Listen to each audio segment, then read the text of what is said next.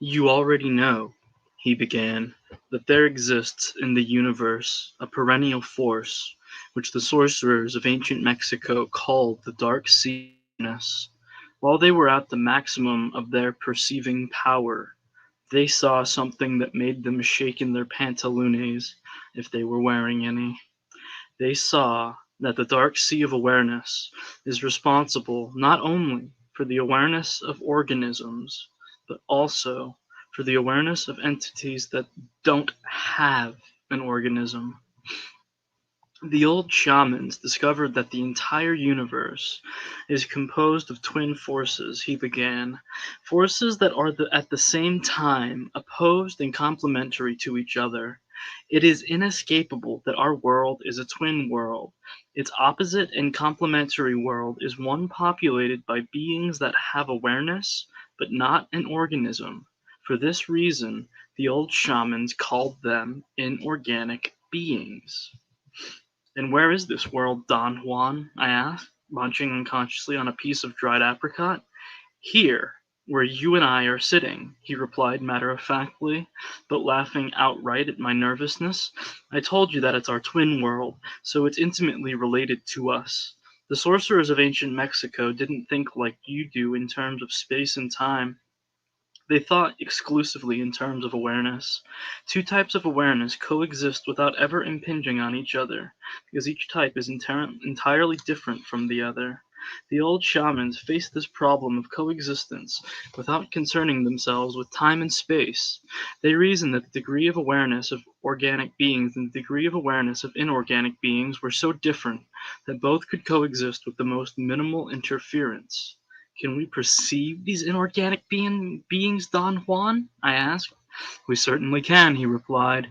"Sorcerers do it at will. Average people do it, but they don't realize that they're doing it because they are not conscious of the existence of a twin world.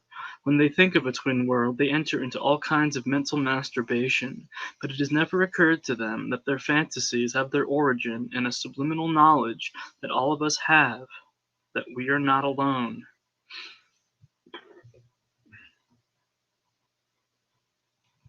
"The difficulty with your facing things in terms of time and space," he continued, "is that you only notice if something has landed in the space and time at your disposal, which is very limited.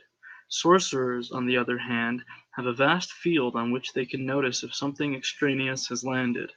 Lots of entities from the universe at large, entities that possess awareness but not an organism, land in the field of awareness of our world or the field of awareness of its twin world, without an average human being ever noticing them.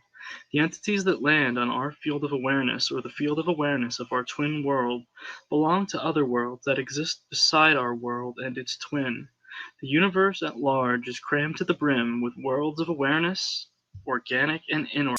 KBHK TV 44, San Francisco.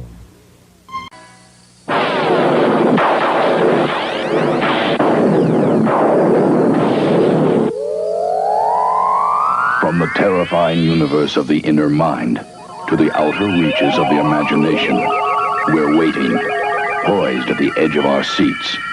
Time stops as we approach the unknown.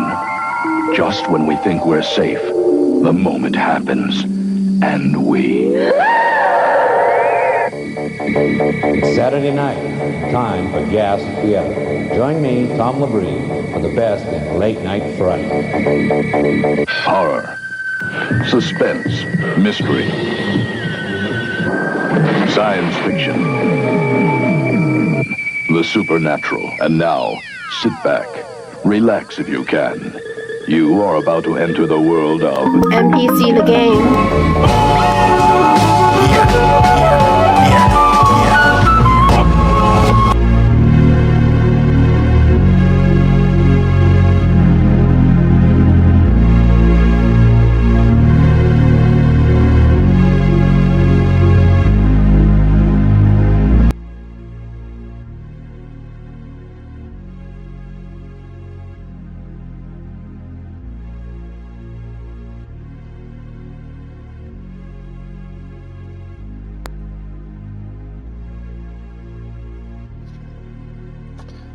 Yo, what's going on, chat? I see you, Lady Luck. I see you, Shadow. Gracie. Austin Murphy, salute, man. Thank you for your service and showing up, man. Oh man. It's Sunday for me. Sunday fun day. Saturday night in the wilderness of North America, 9:15 in the PM, Eastern Standard Time. NPC the Game live with your host, Gabriel Carbo.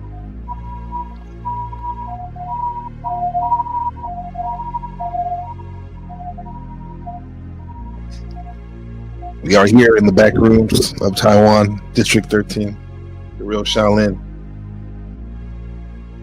And tonight we have a special broadcast.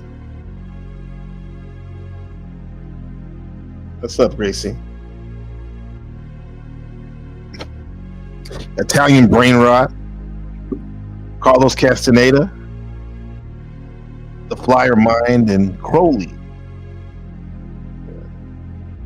Some wacky stuff, huh? Let's get started. Donations are always welcome. Your participation is always welcome. So sit back and relax and be an active listener. And don't feel shy. Yeah. Talk amongst yourselves. What's up, Wheels? Good to see you. Good to see you. All right. So we're gonna talk about something kind of weird, right? Hilarious to me, anyway. Some of my counterparts, and honestly, if you have the right eyes and walk with me, it's kind of deep as well, right? This I'm talking about brain rot. What's up, Wiccan? Good to see you. Yeah, we're talking about Wiccan. We're talking about brain rot tonight on this moon in Taurus. Shout out to the Taurus. Is looking good today. All about that brain rot, huh? And more specifically, it's been popping in the last year. Well, I would say brain rot as a whole in the last year, and this is an example of brain rot right here. The latest version of that's trending is Italian brain rot, right? But stick with me because we're going to connect all this to psychology, science of the mind, the spirit, the soul. We're going to connect it to Carlos Castaneda and even to Aleister Crowley. Yeah, we're going there tonight. What's up, All-Seeing Eye? All-Seeing Guy from the Horse Tribe in Philadelphia, a Philly fan. He said, I read most of Castaneda's books in detention before school. Laugh out loud. Yo, you must have been able to learn the art of not doing if you did that. That's funny. Yeah. Yeah, we're going there. Castaneda, Crowley, brain rot, Italian brain rot. So what is brain rot? I mean, I have a son that's 7, preteen. So, I mean, because of the reels and the shorts that pop up on the algorithm, I know about it. That's the cool thing about having a child. You kind of plug it in when you're asking them like what they're up to and stuff, and monitoring them to what's hot on the street or what's trending, and the brain rot is. And so what is even brain rot? So this is a term that's kind of a joke, but it's also kind of real. Put a 1 in the chat if you ever heard of the term brain rot. Okay. What's up, Ragamuffin? Good to see you, brother. Yeah. Good to see you. So brain rot is actually came out, that term, in the 1854 by a scientist, a psychologist. He was saying that it affects your brain. But the way it's used nowadays is it's when you scroll for hours watching random memes and weird videos, or TikTok shorts that make no sense, and afterward your brain feels kind of like mush. Feels like mush, right? What's going on, Gracie Gray and Capricorni? Lady Luck. Yeah.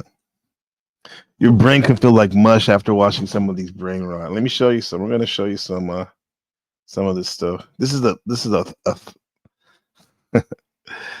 is like a little anime intro somebody made of the current Italian brain rot. Check this out. Fucking fascinating mix of a lot of different things.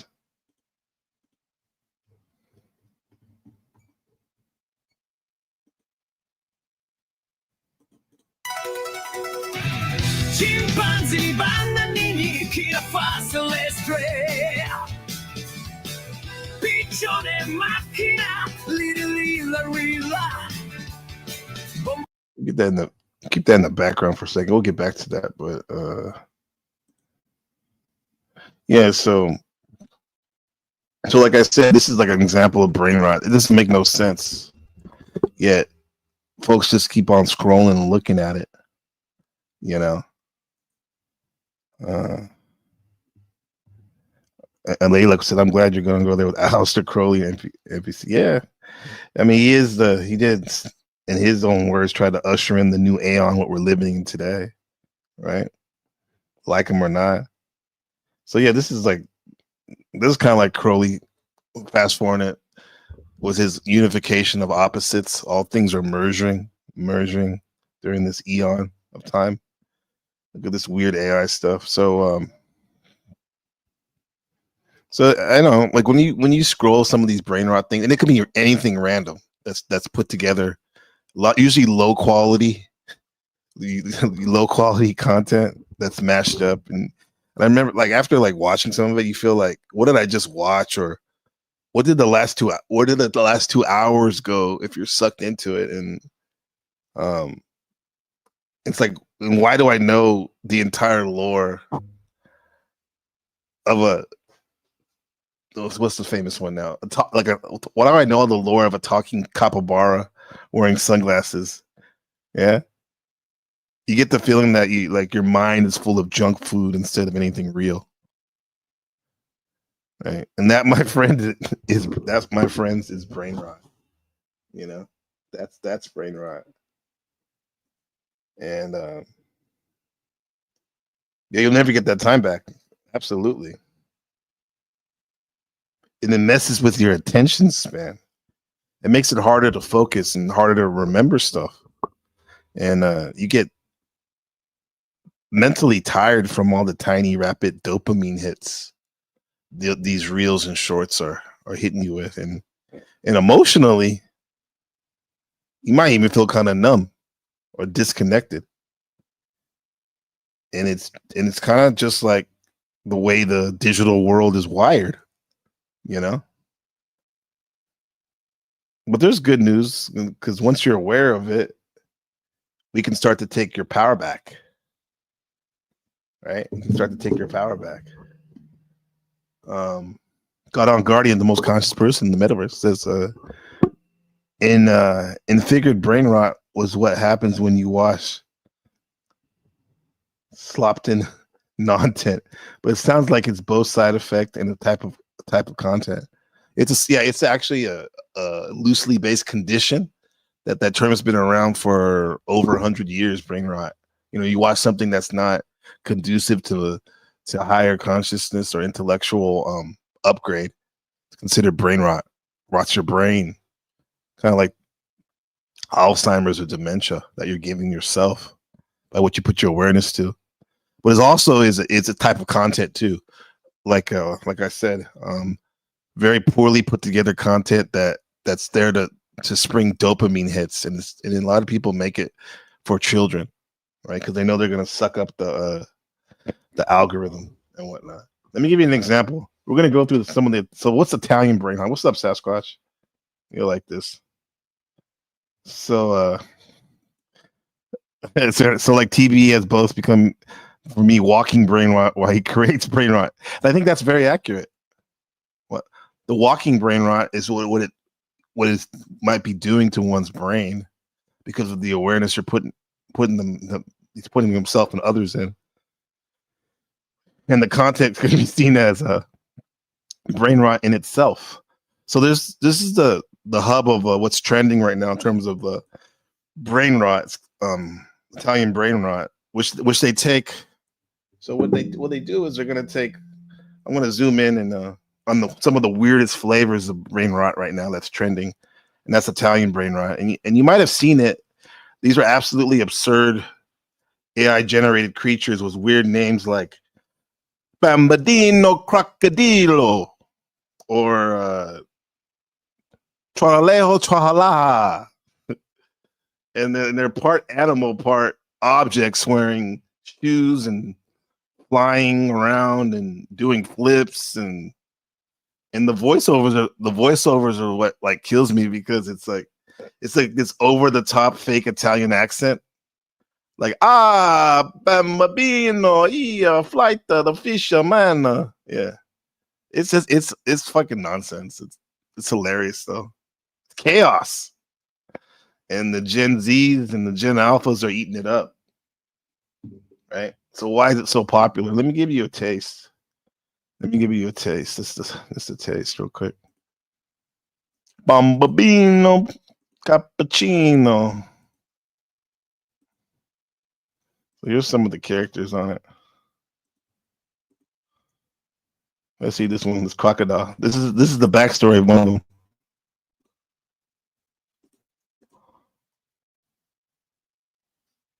Man became a kettle. Check out the brain rot toys in my bio. It's an affiliate link so I may earn a commission. A man just a humble tea vendor. Tata was just a humble tea vendor. Every dawn, he'd shout sahur while selling tea to wake the town. But one night at 3 a.m., he saw a glowing kettle lying in the street. Curious, he grabbed it, unaware it belonged to giants. A blinding light flashed and boom, he fused with the magical kettle, turning into a giant with human legs, one hand, and a kettle body as tall as a two-story house. Now he roams the streets, lost, searching for a way to turn back into a man. Who do you think can help him become human again? Comment for part 2. So this is the lore. I mean, we'll get into this. I'll show you one more, but let me show you like the classic brain rot. This is my favorite character. Why is Tung Tung Sahur a woodman with a baseball bat? Check the link in my bio. If you love brain rot toys, it's an affiliate link so I may earn a small commission. He was a great baseball player named Mike. In the final game, he hit the winning ball, and they win the game. But a bad wizard lost all his money because he bet against Mike. The wizard got very angry and cursed him. Mike fell down and woke up as a man made of wood. Now he is called Tung Tung Sahur and is looking for the wizard to break the curse. Can Tung Tung Sahur be human again? Comment part. Here it is. This is the classic one right here. Trullimero trullicina, il pritiletin in piscina, formaggio sulla trulla lima, ma chi chiama la tazzina? Ecco a voi, Pussinni Suscinni, e il leggendario Gattinni Wasabinni, meow, mer, pur pur pur prr. Capu capu cappuccino assassino, assassini cappuccini. Bri, bri, bicus, dicus, de dicus, un piccolo riccio le cui spine sono fatte di succose fragole. Liri lì, lari là, elefante nel deserto che cammina qua e là. Con la sua conchiglia e un orologio che fa tic-tac, le spine del cactus mi fanno un attacco flashback. Glorbo, frutto drillo. Nel profondo della palude, Glorbo fruttodrillo regnava. Il suo corpo era un'enorme anguria a strisce, ma la testa e la coda? Tutto alligatore. I'm telling you, man. Los tralaleritos dicen tralala. Los tralaleritos dicen tralala. So I'm telling you, man, this is that's the what you said. She said you feel I can feel your brain decaying already, NPC. Okay, yeah. Well, yeah. I mean, that's it. That's it. Like, could you ask yourself why is it so popular? I think it's because it's a form of escapism, and it's so absurd for some people that it feels like refreshing. Um, in a world where that's pretty stressful and logical and overwhelming, I think people are they're really being true to that thing. Is like when I get home, I wanted to shut my brain off. Well, that's one way. Like they're like, give me something that makes zero sense and makes me laugh for no reason. It's kind of like a pressure release valve for our overcooked brains. And I do think this is ridiculous. You're probably like, this is not even funny, right? I get it, but it's like it's just an extreme version of people what they might be doing when they come to this panel verse, for example. They want to relieve pressure, you know, the pressure valve from their overcooked brain. They want to get something that makes zero sense, that makes them laugh for no reason. In their as they say, their normal world, even though it's all it's all real world, even though it's all real, online and off. They want something that gives them an escape from the stressful, logical, and overwhelming situations they're dealing with on the real. So this is why probably people feel they act absurd here on the panel verse, for example. You know, yeah, you see it, Lady Luck. You agree, huh? So right now, video games only are. You don't have to really engage much. You don't. You don't. What's up, Nina? Nina, good to have you. Yeah. Shout out to our great mods, Lady Luck, Godheart, Nonya, Capricorny, everyone, huh? Shadow Buddha, Wiccan, Lady Luck. Yeah. Yeah, so I'm telling you, man, it's ridiculous. It's escapism, right?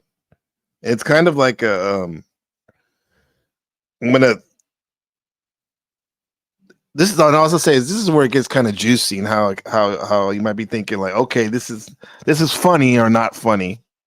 However, what does it have to do with Carlos Castaneda and Crowley, right? Well, here's the thing. Both of these dudes were obsessed with breaking the illusion, huh?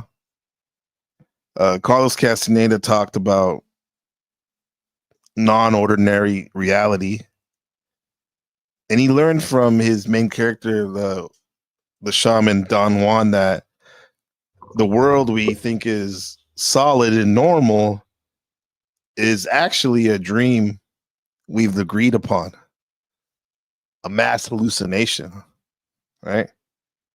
And when you stop the world and break your patterns, you start to see with new eyes. That's what Italian brain rot kind of does.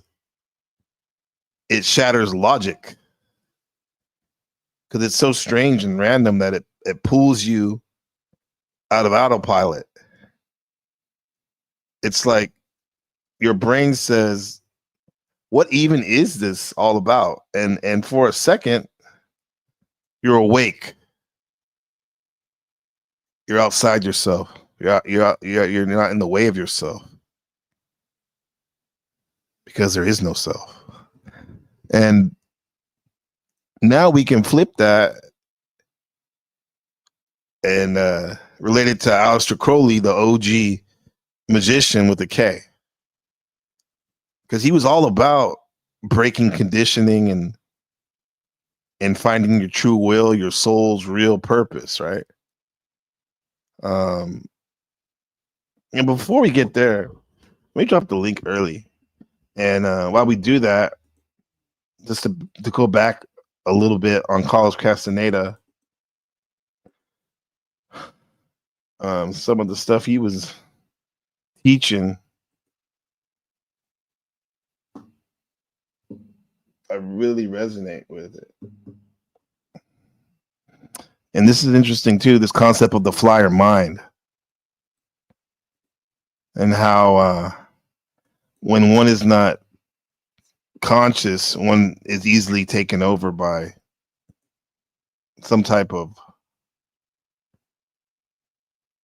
inorganic being, maybe.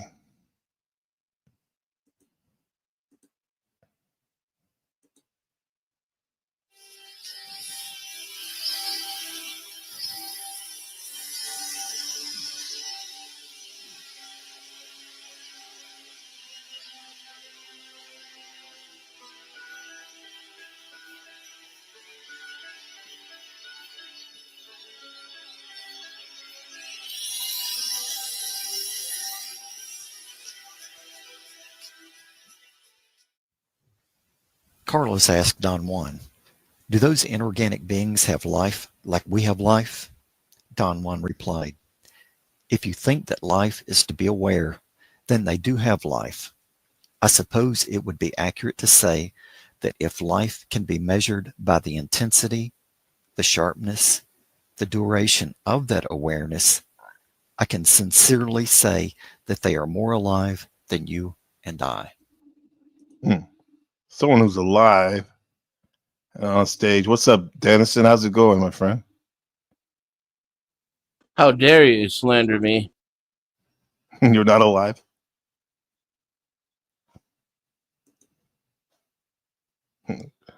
What's going on, man? How's your night? Nothing much. Just living for the city. And then New Jack City. You want to get that living just no. Oh, that's not it. This is in the city. I'm live. Which one are you? Are you Nino? Are you G Money? Are you Brother Man? Are you the Jeep or the whole city? I might be Pookie. You're Pookie. Shit. He told his woman, "You ain't nothing. You ain't no prom queen. You were the prom fiend." Yeah. So yeah, we're still looking at this inorganic being motif that Carlos Castaneda was brought up in a couple of his earlier books. Are you familiar with any of his writing, Carlos Castaneda? No. No. Interesting dude. Like he was in the 60s, I think he was a graduate student, anthropologist, dual major and writer at UCLA. And he for his like thesis, he went to go do some field reports and interview Wataki shaman in Sonora, Mexico.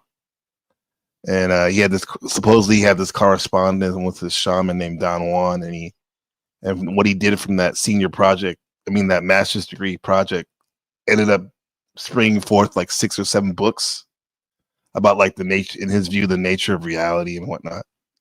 So, yeah. Was he saying candles are more aware than people? He might have been saying something like that lines when he was talking about the inorganic beings. Let me see. Let me run it back. "Like we have life?"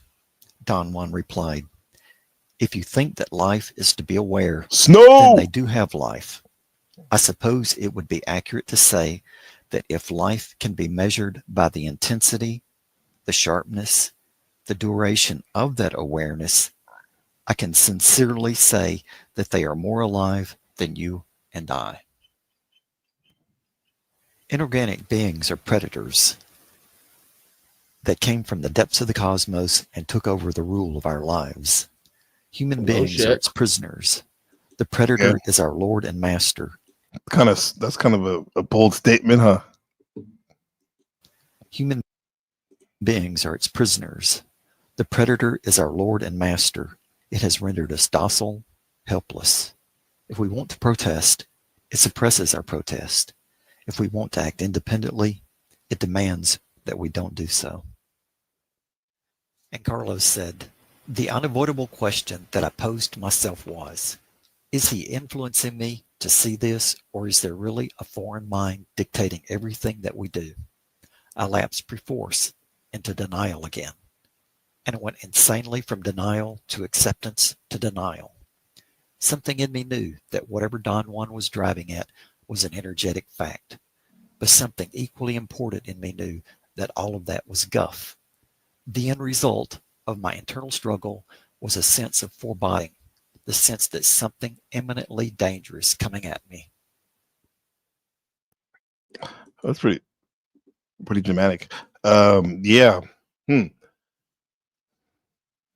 Our mind is occupied by an external force as a species. It's the illusion of projection. Mm-hmm. The sensation of experiencing oneself subjectively while believing in the fairy tale that you're in control. Oh, you said not believing in it? While believing in it. Yeah. Do you believe there's techniques to step out of that? And then observe that? Observe, yes. Yeah. But not step out, right? Possibly. I haven't achieved it. Yeah. Yeah. Does it go? Do you think it's kind of points to some of the work you've been engaging in?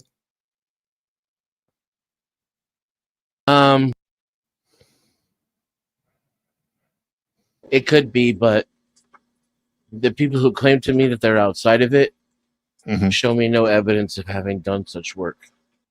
Yeah. It's a bit of a red flag too when somebody says they've done that. Yeah, because they will almost always end up proving they're just in denial of it. Yeah. Which is not the same thing of being outside of it. Right. To the contrary, you're almost a slave to it at that point. Yeah. More so than someone that they may think as like ignorant or not aware of it. That's very ironic. The all-seeing guy says Trevor James Constable took actual dark spectrum photography of what he calls flyers or archons. He called the sky critters. They look like giant amoebas floating in the sky. Okay. Maybe I've seen, like, when I used to sun gaze. That sounds like something I would maybe pick up on. Yeah, but I always not necessarily a separate thing, huh? I always assumed I was seeing the top of my eye. Yeah. The surface of my eye. Right. Hey, Joe. Good to see you. There's another concept that I think it's from this channel this guy talks about, where he was talking about something called the internal dialogue. I think he believes that was because he was reading from a Castaneda passage, and he was where Castaneda I'll let you hear it. It kind of reminds me of I had a friend named Heron Stone, who was like this newspaper publisher in LA, and he would talk about a lot on his podcast about what he called the language machine, the internal dialogue that seems to be always running all the time for most people, and how because of that, like, it's kind of like some of us have diarrhea of the mouth at time and end up saying things that I don't know, maybe that you wouldn't hope you would have said, because that internal language machine's like constantly going, unless you well, let me just show you this real quick before I get ahead of myself. Let's show the chat. What's up, chat?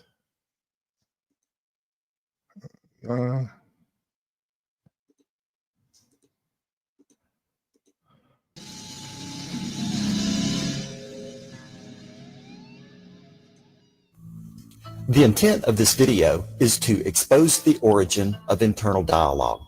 I've used the writings of Carlos Castaneda, and I've taken short clips from the movie The Matrix and the movie Revolver to help offer clarity. I'm reading from the book Active Side of Infinity by Carlos Castaneda. Every one of us human beings has two minds. One is totally ours, and it is like a faint voice that always brings us order, directness, purpose. The other mind is a foreign installation. It brings us conflict, self-assertion, doubts, hopelessness. Okay, I'm here. Since you're here, I'm thinking dualistic thinking right there. That's an easy one to pick up on. If these are the only two parts of the mind, absolutely, yeah, you're leaving something out. What he could also be recognizing is what Freud called the ego. Okay. Yeah. I've heard different theories about that, like from that, what's that book called by Julian James, The Bicameral Mind, something like that, where, and it was a quick once over real quick. He was saying that one of the theories he thought when the ego was manifested was when in the archaic times when a human was in extreme distress and didn't know what to do or whatever, and then they heard a voice in their head that kind of like told them like what to do or run or something like that. And he was using an example of maybe it was like their king who they looked up to or whatever, or maybe in themselves, but like how this, in his theory, like we didn't always have that, the concept of ego, didn't have the ego in the way we maybe looked at it today. What do you think about that? It's certainly possible, but I imagine it's more like pack animals. It's like a tribal ego, mind. Yeah. The ego is your collective conscious. Yeah. It's how you chickadee check yourself before you riggedy wreck yourself. Because the id just does whatever. Yeah. The id is the primal urges and desires, right? The id is like, I'm down for whatever. Down for whatever. Showed up, bitch. Down for whatever. You know that shit? Don Juan and his lineage referred to this foreign installation by a general term, and that term is inorganic being. He also tells us that the universe at large is crammed to the brim with awareness, organic and inorganic. There's one classification of inorganic beings. I'm thinking DMT right there now. The universe is crammed to the brim as we sit here in our as we sit here in our respective square boxes. You in the wilderness in North America, me in Asia. I do. My memories of DMT flashbacks would make me think that there's all these inorganic beings all around me right now, even though I cannot see them right now with these eyes. That's what I was gonna say.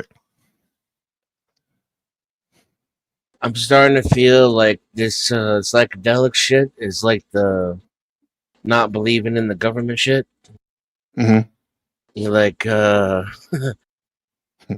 don't know. I feel like you and I have talked about this before, but I'm not sure. But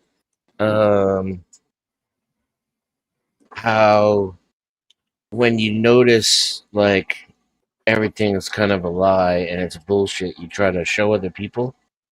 Yes. Like wake them up or whatever. Yes. And a lot of these people, once they realize, they don't really wake up, right? They just lose their foundation. And then they go grabbing for anything. And they end up religiously and dogmatically believing in whatever the opposite of what the mainstream is. Right. So now the earth is flat, space isn't real. There's a foreign entity overtaking your body. Exactly. Yeah. I feel like this is where we've gotten with psychedelics now. Like before, psychedelics used to be an experimentation for intelligent people to explore the connection between mind, reality, and perception. And now it's just become a way for like gurus and cult leaders that tell you what happens after you die, you know? Yeah, it's a perfect in for that. I like how you said, tell you what happens, right? Right. Not work with you to see what happens. At least co-create. But no, they tell you.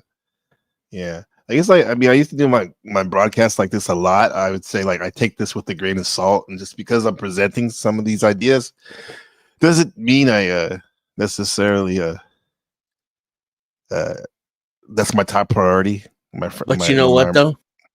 What's that? It's certainly possible, and it's just as plausible as a fatherless Jew who walked on water and healed people, who was born of a Jewish minx by spontaneous conception. So The mother was told by the angel Gabriel. Yep, an angel. Did you? Yeah, because that's I don't throw those stories out. It's I guess I look at the Bible dualistically. I look at it like, okay, maybe I'm okay with that. There were actually these people that were alive doing these things, and I can learn from these lessons of what to do and what not to do. However, I can also think at this another thought in the fact that it's all metaphor too, and be okay with that too. So hey, yeah, I can be okay with it being all metaphor. I'm not okay with it being literal. What part? Old Testament part in particular? Any of it, I'd like to show me how to walk on water. Oh, you show me how to heal the sick. Yeah. Shit, maybe you can, just not in the way they said it in the book. Yeah. I've never seen anybody walk on water before, unless it was a prank on YouTube with plexiglass. Was Joe Cool said, sounds logical to me, NPC. So much exists outside the visible field spectrum. Anything could be out there, for sure. Could be. Absolutely. Could be, yeah. Go ahead, Joe. Doesn't make it inorganic. I said Joe Dennison. Go ahead, because I was going to say Joe Cool. I said, go ahead, Joe Dennison. It doesn't make invisible shadow beings logical. Yeah. That's a leap. Doesn't. We say for him? Possible. Yeah. But logic is not a thing where it can be subjective. Each person's individual universe upon themselves. Well, certainly the way that we use it, yes, but it's supposed to be an attempt to step outside of the subjective in order to share, truth. A common truth, right? That we can all see the same way. Yeah. Okay. Yeah. That's a big thing too. It comes back to that a lot. It's like how we use the word colloquially, right? Or in conversation is a lot of times not the way right and exact. Yeah, I've been thinking about doing a video on ego with regard to that. Is an ego the most important part of the mind? And if or why are we encouraged to sacrifice it? Right. Yeah, that's true, huh? If ego, quick thought of ego, what first comes to mind is it's the pinpoint of my awareness that that's trying to keep me out of trouble. Yeah. Yeah. Yeah, because it's the part of you that interacts with the social world. Yeah. But do you hear the psychedelics had to go ego death. When you look like a bubbling amoeba fool drooling somewhere, maybe. Well, are they speaking entirely colloquially, which is, just get rid of your arrogance. Yeah. And their self-importance, right? Self-importance means embrace humility. Is that what they really mean? Yeah. And in which case, you're becoming more egotistical if you do that, by far. You're going to turn yourself into an even more socially considerate being who lives more outside of his own desires and wants and more inside the frame of what is the needs of the greater whole. Yeah. That's interesting you said that, because that exact wording is one of the three tenets of Castaneda's message is getting rid of self-importance. I was going to get to that. That would be the super ego, literally. Right? Mm-hmm. Yeah. I don't see how you can function. Well, that's why there's such a split in our psyche, because we're social beings, we're pack animals. In order to function, we need other people, whether we like it or not. And Yeah, that's look where at this. I'm sorry, go ahead, sir. That's where the ego comes in. Oh yeah. And this is a really good manifestation from American Me when they're in the juvenile detention center. They had to link up, in order to survive, they feel. Yeah. That caused Don Juan a great deal of concern. He called him a flyer. These are some of his thoughts. You see, the flyer's mind. He also tells us that the universe at large is crammed to the brim with awareness, organic and inorganic. There's one classification of inorganic beings that caused Don Juan a great deal of concern. He called him a flyer. These are some of his thoughts. You see, the flyer's mind has no competitors, Don Juan continued. When it proposes something, it agrees with its own proposition, and it makes you believe that you have done something of worth. The flyer's mind will say to you that whatever Juan Mathis is telling you is pure nonsense, and the same mind will agree with its own proposition. Yes, of course, it is nonsense, you will say. That is the way they overcome us. Modern psychologists call this foreign installation the ego. These are some of their thoughts. The ego is the worst confidence trickster we could ever figure, we could ever imagine, because you don't see it. And the single. He says the worst confidence. Do you say trickster? I couldn't hear. You can't hear it? I heard him say worse something. Confidence trickster. All this foreign installation. The worst confidence the ego. Trickster. These are some of their thoughts. Don Juan. Any thoughts? And those statements?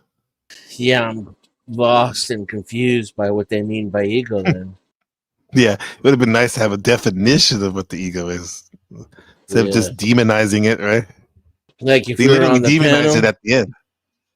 And Joe said that shit to me, I'd be like, okay, well, Joe, define ego then. Ego, yeah. And they kept saying, like, it's not you. It's like, then what is you then, I would ask. So in this lineage, I've used ego this way as well. I would refer to it as your projected self. Okay. It's but this is not Freudian. And this is more Eastern thinking. Yes, and that's a good point. Carlos Castaneda, even he's been accused of adding Mesoamerican shamanism, adding Eastern Taoistic and Buddhist philosophies, mixing it in there with his character of Don Juan Matias, the shaman, the Mexican. Well, this is the problem with people who can't think for themselves, who have no creativity. They stumble across something that sounds like your ideas. Mm-hmm. There's so many of them on YouTube. They litter and they waste my panel time. But they don't think for anything of themselves. So they've heard something similar in a book or by someone else.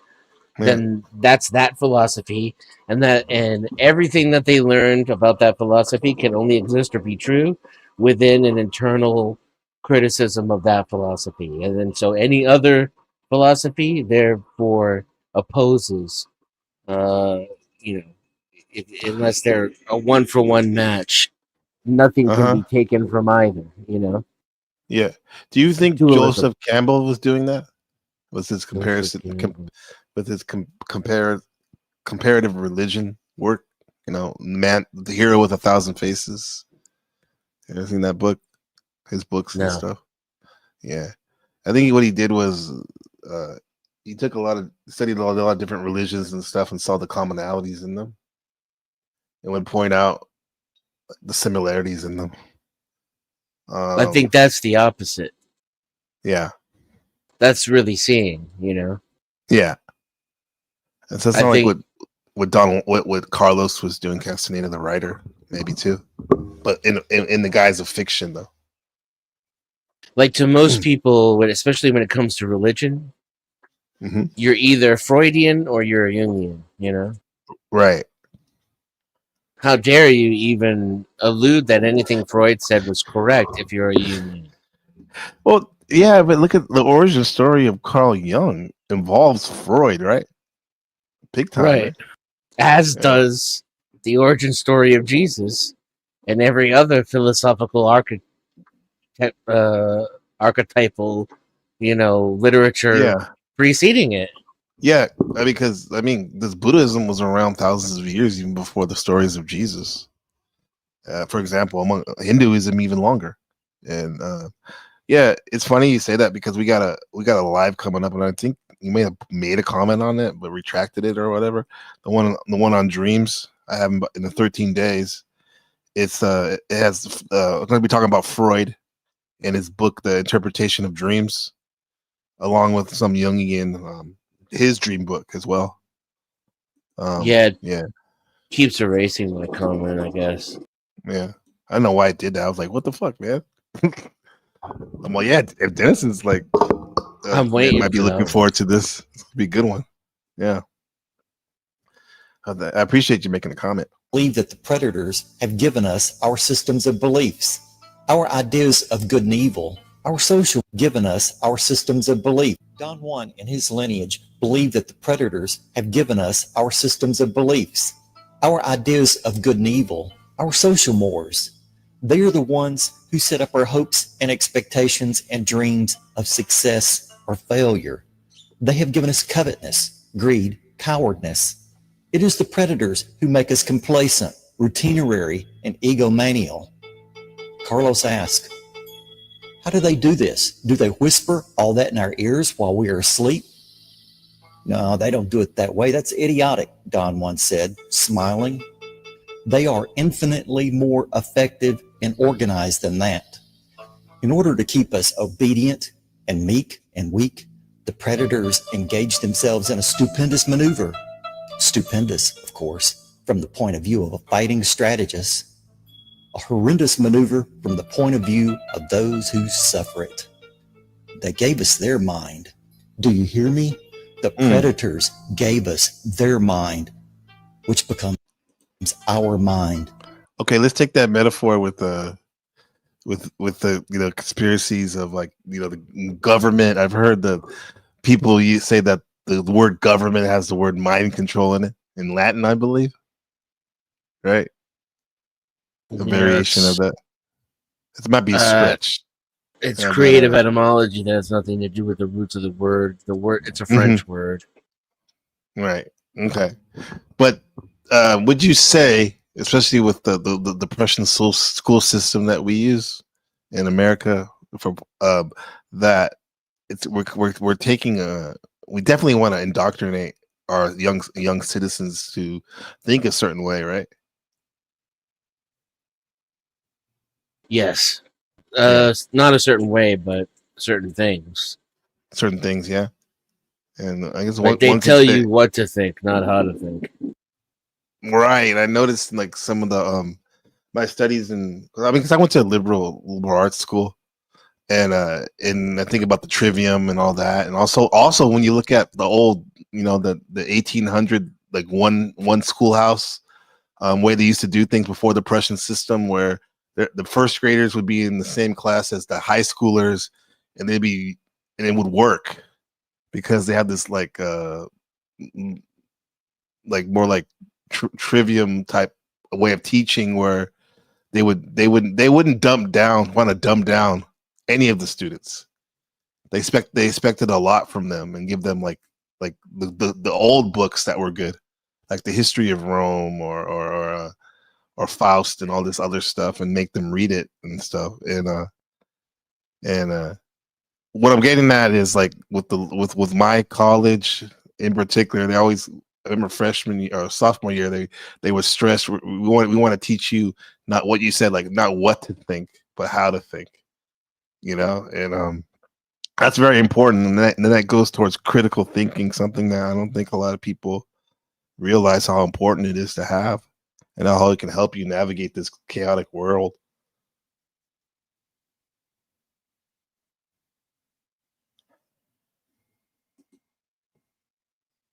There you go. All seen guy said, I heard the same thing. Meant, mind, and government control.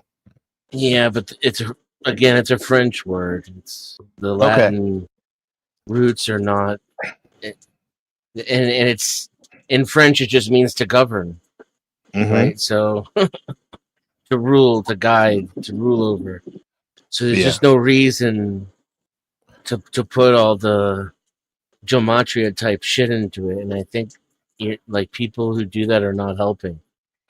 Like it what we goes need. to what you were saying earlier about everything goes once you get into the quote unquote truth or conspiracy realm. Right. Yeah. And you're not helping yourself there, because there's if the government's lying to you, that means there's something true. So if you care if the government's lying, that means you inherently care about the truth. So stop. Now you're brainwashing yourself with gobbledygook instead of accepting the real roots and origins of these things are a lot less mystical than they seem.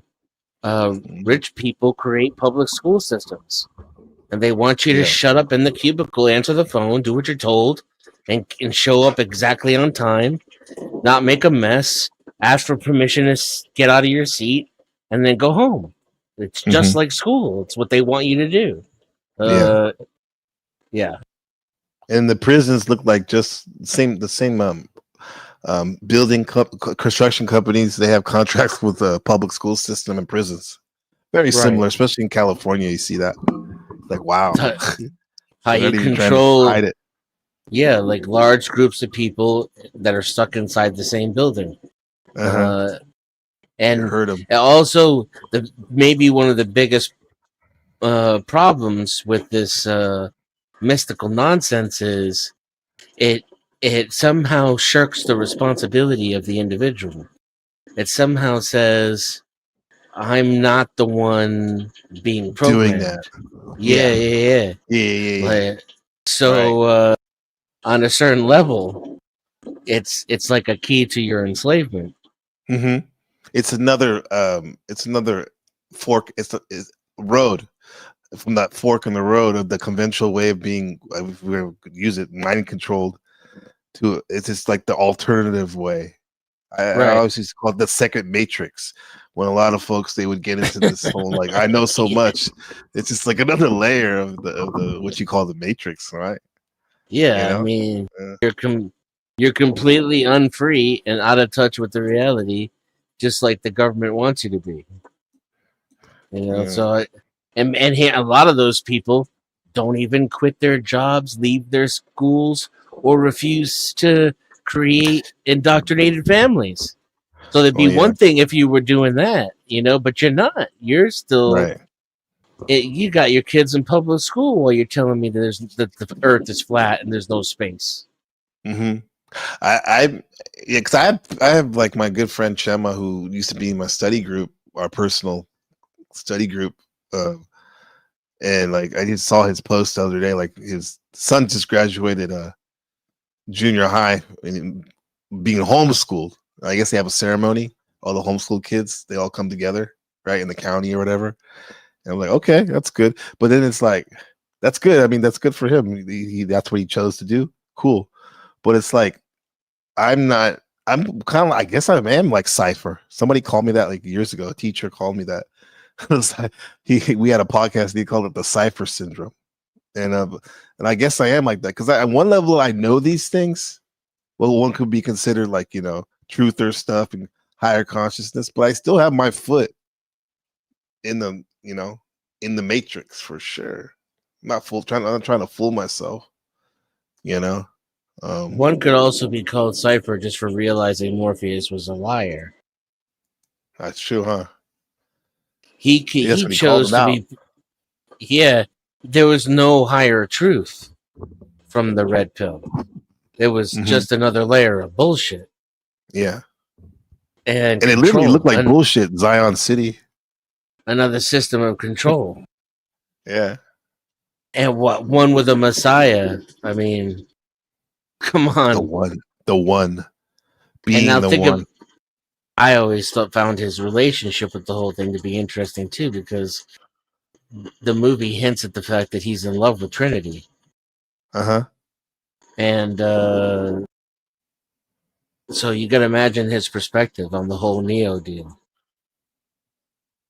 Oh, It's you're talking about Cypher is in love with yes, Trinity. Yes, yeah, definitely. yeah, yeah. Yeah, yeah. So he wants to be Yeah. put back into the Matrix so that he doesn't have to remember the betrayal and the heartbreak. Right. Yeah. That's deep, man. I haven't seen the video on that. I've seen the videos on what if the Smith is actually the one, the good guy, in simple terms. But yeah, not that Cypher release. That's interesting. He couldn't take it. Because that's really the only I can see someone checking out, quote unquote, society over that. Yeah, 'cause that's heartbreaking. That's heartbreaking, man. Some guys don't make it back from that. They call it zeroed out. We used to call it getting zeroed out. There's The like no predator's meaning or mind is purpose to morose, his life either. contradictory. Oh, Cypher. Okay.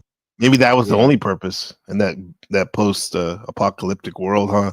He had like Right. the love he had for Trinity, and to see this golden boy. I think he even called him something like that before. Come around. Yeah. He's not gonna compete with him. Yeah.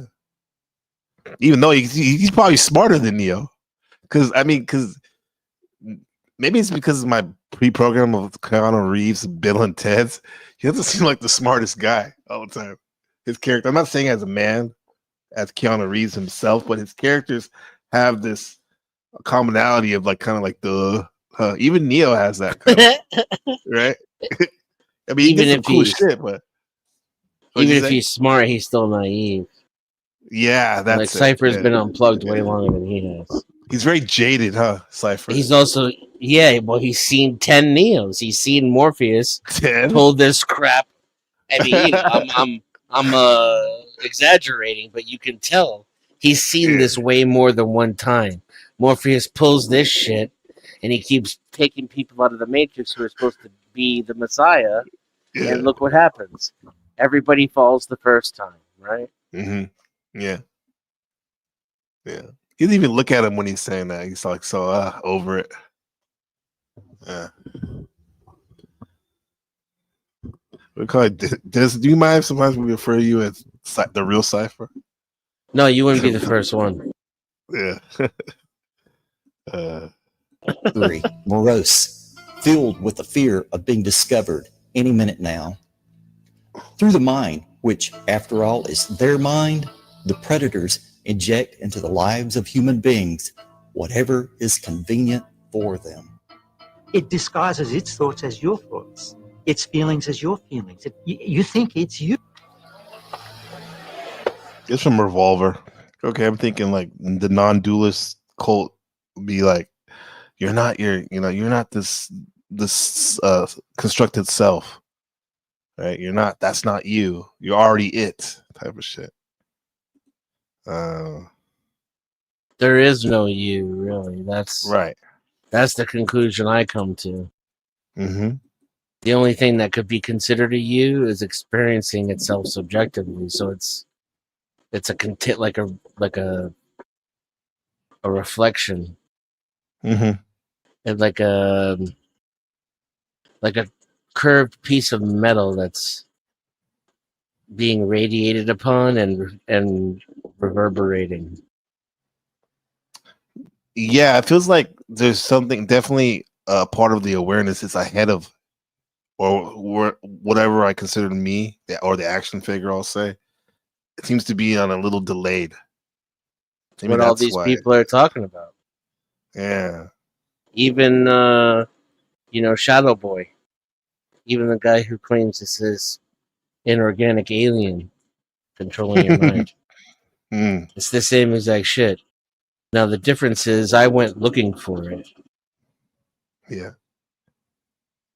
I recommend everybody do the same. How'd you go look for it?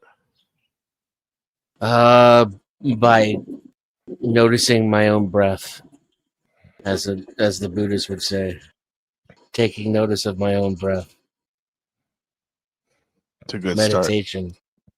start. Meditation, astral projection. Yeah. Yeah. I was looking into taking one of those, what do they call Vipassana retreats, where it's like 10-day silent retreats.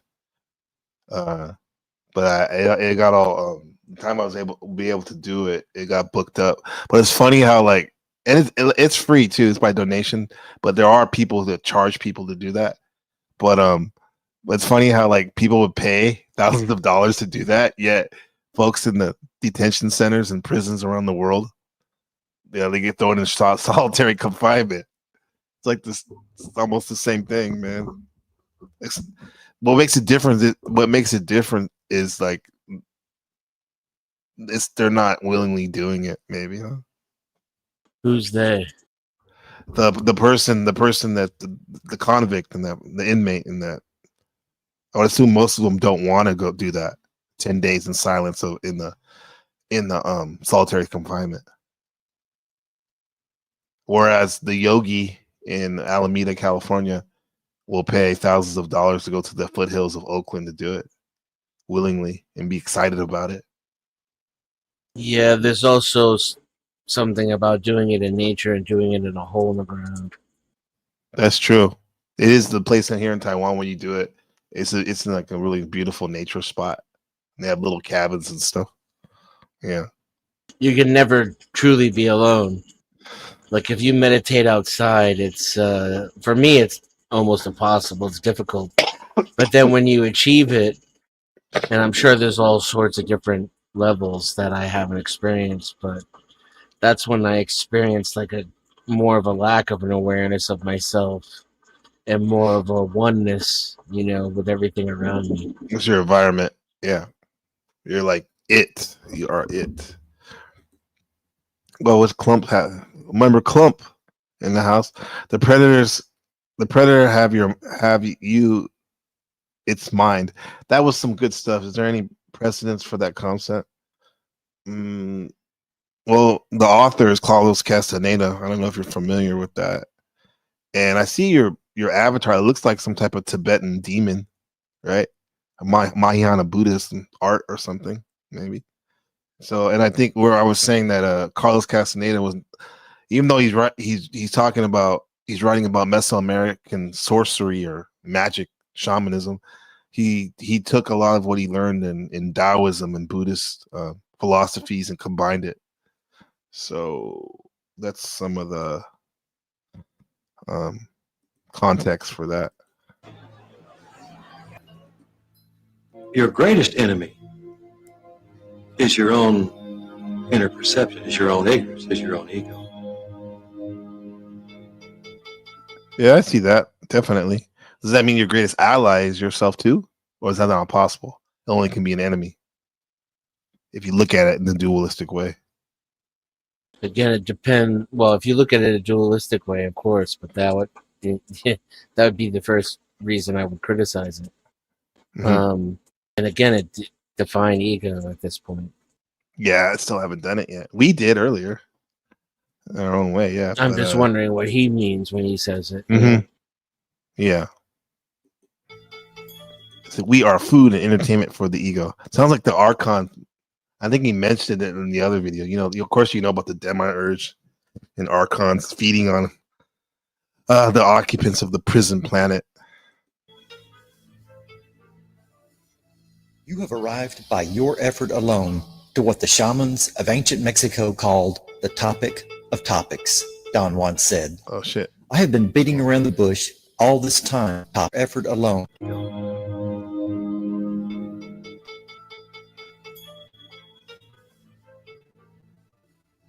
You have arrived by your effort alone to what the shamans of ancient Mexico called the topic of topics, Don Juan said. I have been beating around the bush all this time, insinuating to you that there's something holding us prisoner. Indeed, we are held prisoner. This is an energetic fact. Carlos asked, why has the predator taken over in this fashion that you're describing, Don Juan? There must be a logical explanation.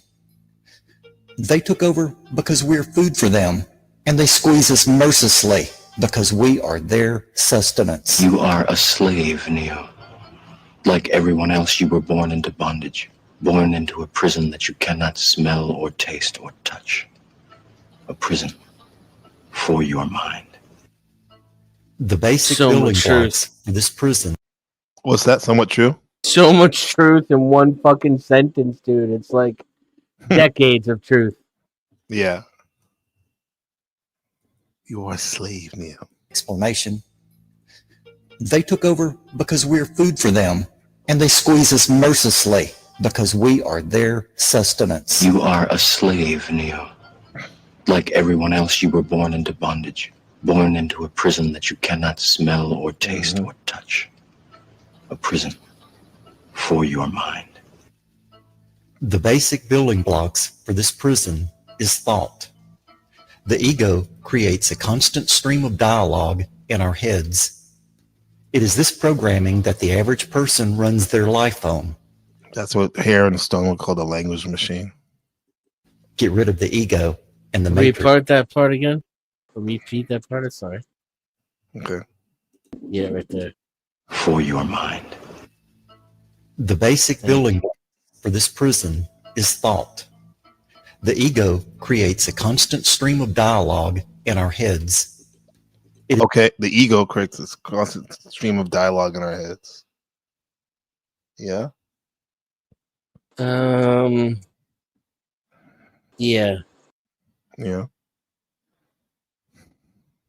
Is this programming that the average person runs their life on?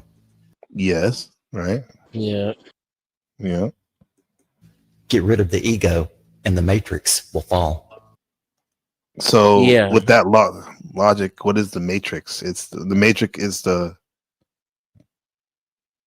matrix is the dialogue, the wool that's pulled over your eyes.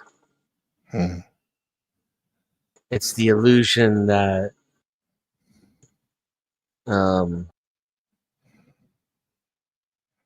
it's the membrane in between what you see and what you experience.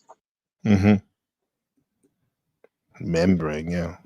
It doesn't really control anything. It's just like a lens, a filter. Right. A filter, yeah.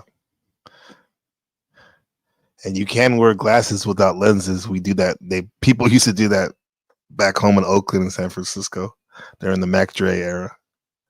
Stunner shades without the lenses. Dialogue in our heads. It is this programming that the average person runs their life on. Get rid of the ego and the matrix will fall. I don't know why this is a desirable state. Yeah. There's nothing to work with once that happens. No clue that they're in prison. They don't know that there is an ego. They don't know the distinction. Beyond the entertainment value for the ego. Beyond the entertainment value of the ego, this mental prison is designed. This mental prison is designed for one in order to purpose. change a human being to this. This prison planet Gnostic theory. The power matrix. This is something that we need to discuss openly in a public forum. Our bodies are made up of two different energy systems. We, the human, have the ability to produce and store energy. Some cultures refer to that energy as being our soul. Don Juan tells us about the foreign installation. He also calls it the energy body. It has the ability to grow in strength the same as we do. The underworld has set up a system on Earth. They call it the sorcerer's world. In the sorcerer's world, you pay out the ass for everything you do. The underworld rules us with that system. This power structure is designed to deplete the energy of the human, at the same time allow the foreign installation to grow and maintain energetic strength over the host, the human. The real sorcerer is the foreign installation. It uses the power of the human to do its bidding. And Don Juan tells us the sorcerers of ancient Mexico, acting as a group, tried their best to buttress the impact of this disintegrating force. In our day, we have no means of acting as a group, so we must brace ourselves to face in solitude a force that will sweep us away from language, for there is no way to adequately describe what is going on. We are keeping that civilization alive with our energy. It is our evolution as a human being to evolve from this physical form to become radiant, luminous beings. It's the inorganic beings that is crushing the life force out of the human. I'll bridge it back to earlier in the week when it seemed like you were trying to say like, hey, Gabriel, let's move on. You don't need to dwell in this. Basically, we're going to use that term, inorganic bullshit, right? He stepped away for a smoke break. Smoke break? No, what incident are you referring to? No, this we were reviewing the video where I got disrespected. Oh yeah. Yeah. It's like those are organic energy vampires, though, not inorganic shadows. Mm-hmm. That makes it much more real. The first thing you said. Yeah. Yeah. How do you feel about that now? I mean, I feel more about towards the line what you were saying, even though at the time I knew what you were saying, and it was good just advice. Didn't care. It just I didn't care. Yeah, I wanted to do. I wanted to dwell in that. I wanted to while out. Yeah, there you go. But I did. I had enough consciousness not to toot my own horn to know that, like, no, it's actually he's being an angel and trying to get me to to see past that shit. He's a very troubled, spastic man. Don't internalize it at all. Would be my take. Yeah. I agree now. What's up, Patrick Bateman? Look within. Good to see you, man. How's the family? I know you're working hard making that do re mi. See this. Yeah. So that's Carlos Castaneda. Maybe there's one more thing. I think. So you're calling Italian brain rot? Oh, we were looking at the trend of Italian brain rot and how it's like a lot of times when people have been watching, because brain rot, you're an internet dude, like, so you know about brain rot, right? It's like bad low level content that's thrown together with bells and whistles to get people, mostly younger people, dopamine hits to keep watching. But in actuality, it's like really not nutritious. Like you were fucking doing earlier with your little thing. With the what? With the fucking thing where you were disrespected or whatever. Yeah. That's because I did bring it back to the pound verse, and then to make it even more into my narrative for sure. Yeah, that's it. It's just that brain rot's the ridiculous version of it, but we don't have to go that ridiculous of it because, like you said, we're doing these things to. Because I was saying, like, why would people watch that? Why do people engage in the stupid shit in the panelverse? Why was I in particular? It's because it's like, I guess.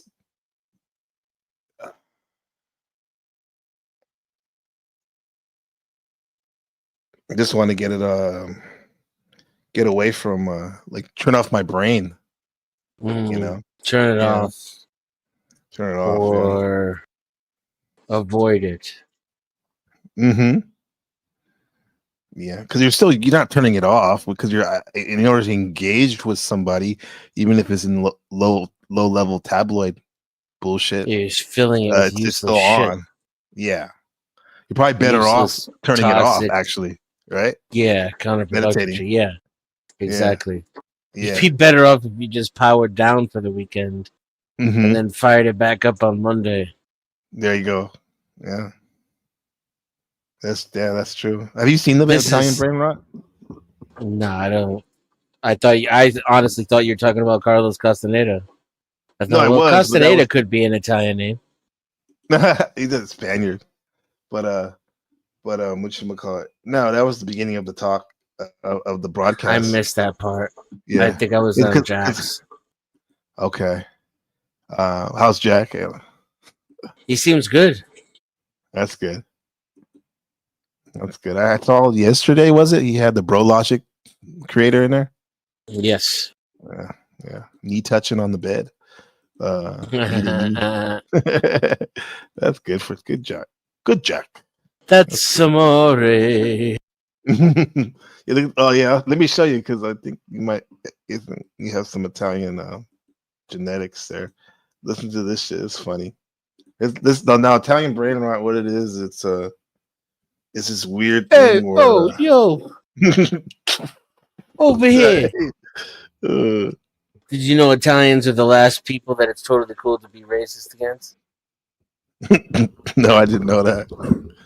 I did not know that. Because people do say that. Hey, Adrian.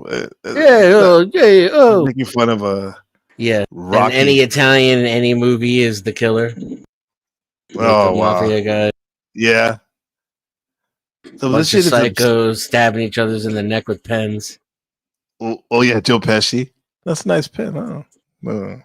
Fat, take that gold pen and shove it up wearing. your ass. Oh, Get this your fucking prosciutto shine tastes box. like fucking shit, Johnny. There's a 2-hour compilation of Family Guy Italian jokes, or actually racism. You could say. Here we go. This is the thing. That Italian brain rot. It's like these AI generated creatures that somebody made, and they have like weird names like Bombadino Crocodilo, and they do it in this weird, very dramatic, over the top fake Italian accent. Right? Yeah, like this, and it's like in all the kid reels now. Fucking ridiculous, Dennison. Listen to this. You ready? Trallallero, trallallà, porco Dio e porco Allah. Ero con il mio fottuto figlio merdardo a giocare a Fortnite, quando a un punto arriva mia nonna. Ornella lecca cappella. Protect your peace for sure. Tung tung tung tung tung tung sahur. Anomali mengerikan yang hanya keluar pada sahur. Konon katanya kalau ada orang yang dipanggil sahur 3 kali dan tidak nyaut. Trippi troppi, troppa trippa. Tre topperelli, tra tromboni tritati. Triplicando trottoline tropicali. E chi troppa vuole, nulla Trulimero trulicina. Il pritiletin in piscina. Formaggio sulla trulla lima. Ma chi chiama la Ecco a voi, Pussinni Suscinni e il leggendario Gattinni Wasabinni. Gattini. Gattini Wasabinni. Capu cappuccino assassino. Assassini cappuccini. Bicus dicus. Oh yeah, no, society is fucked. Un piccolo riccio le cui spine sono We're done. Baudrillard was correct. It just give in to the singularity. Let the machines take over at this point, people. Don't try to resist. If anything, your phone has already proven you don't deserve this planet.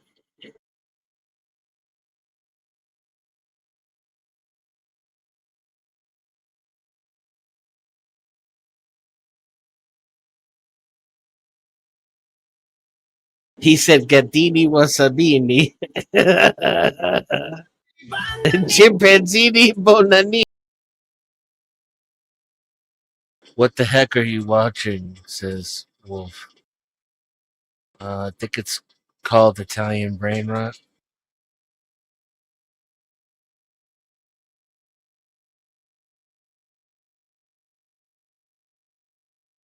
Wow. Wait, is there more?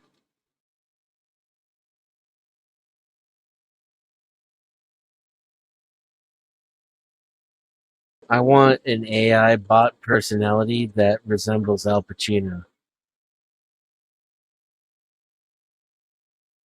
Can we make that happen?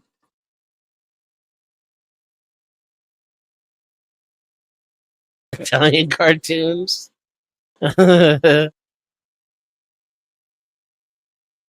Cappuccina, is it true that you're afraid of these 3 Italian brain rots? Yeah, Mr. Globy, I'm really scared of all of them. Whoa, turns out Ballerina Cappuccina is very honest. Of course. Hey, you holding the phone? Don't just stay quiet. Hit like and subscribe first. All right, so why are you afraid of espresso? Man, our children are gonna be pretty fucked up.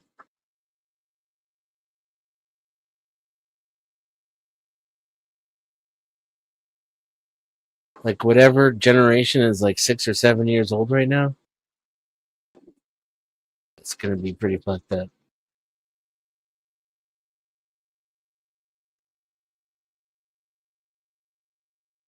I imagine the entire world will be speaking in Italian brain rot at that point. The people have no idea what they're really saying to each other. They'll just, like pass each other in the street, like, "Hey, a cappuccino, a sprina. Hey, a broccolini, andolini."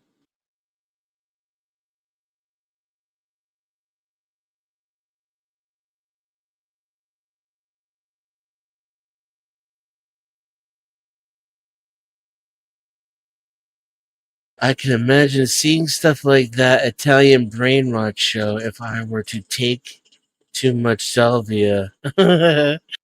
Yeah, I could. That sounds about right. I took salvia once and it turned the entire world into like a hard candy world. Like I could see everything, but everything was made out of like buttons or candy or some like pebbles. Like as if you took one of those photo effects to the entire world.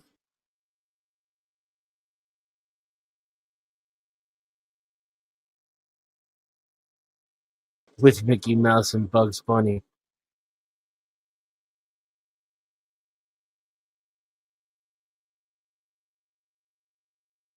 I like Bugs Bunny, but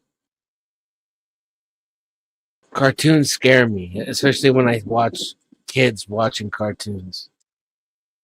I think if I had kids, I wouldn't let them watch cartoons. It's like direct programming somehow.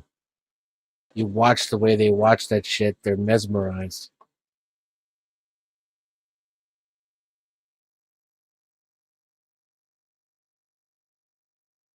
There's like a level of focus and paying attention that is beyond paying attention.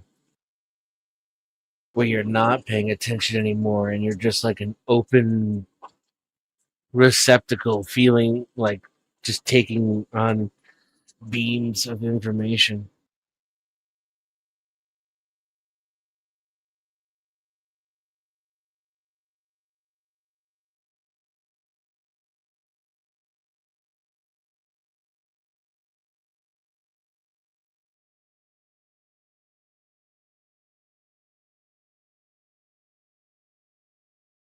All right, how do we? Is there a cash app here?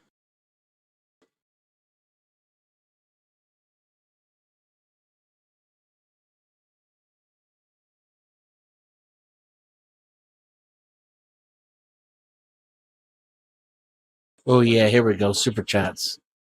Become a member, ladies and gentlemen. If you like this content, consider becoming a member. It helps NPC do what he does.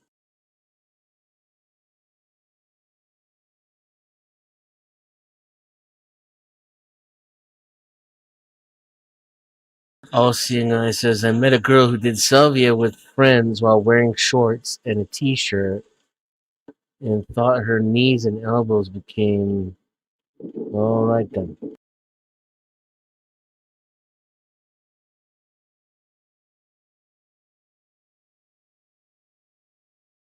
All righty then.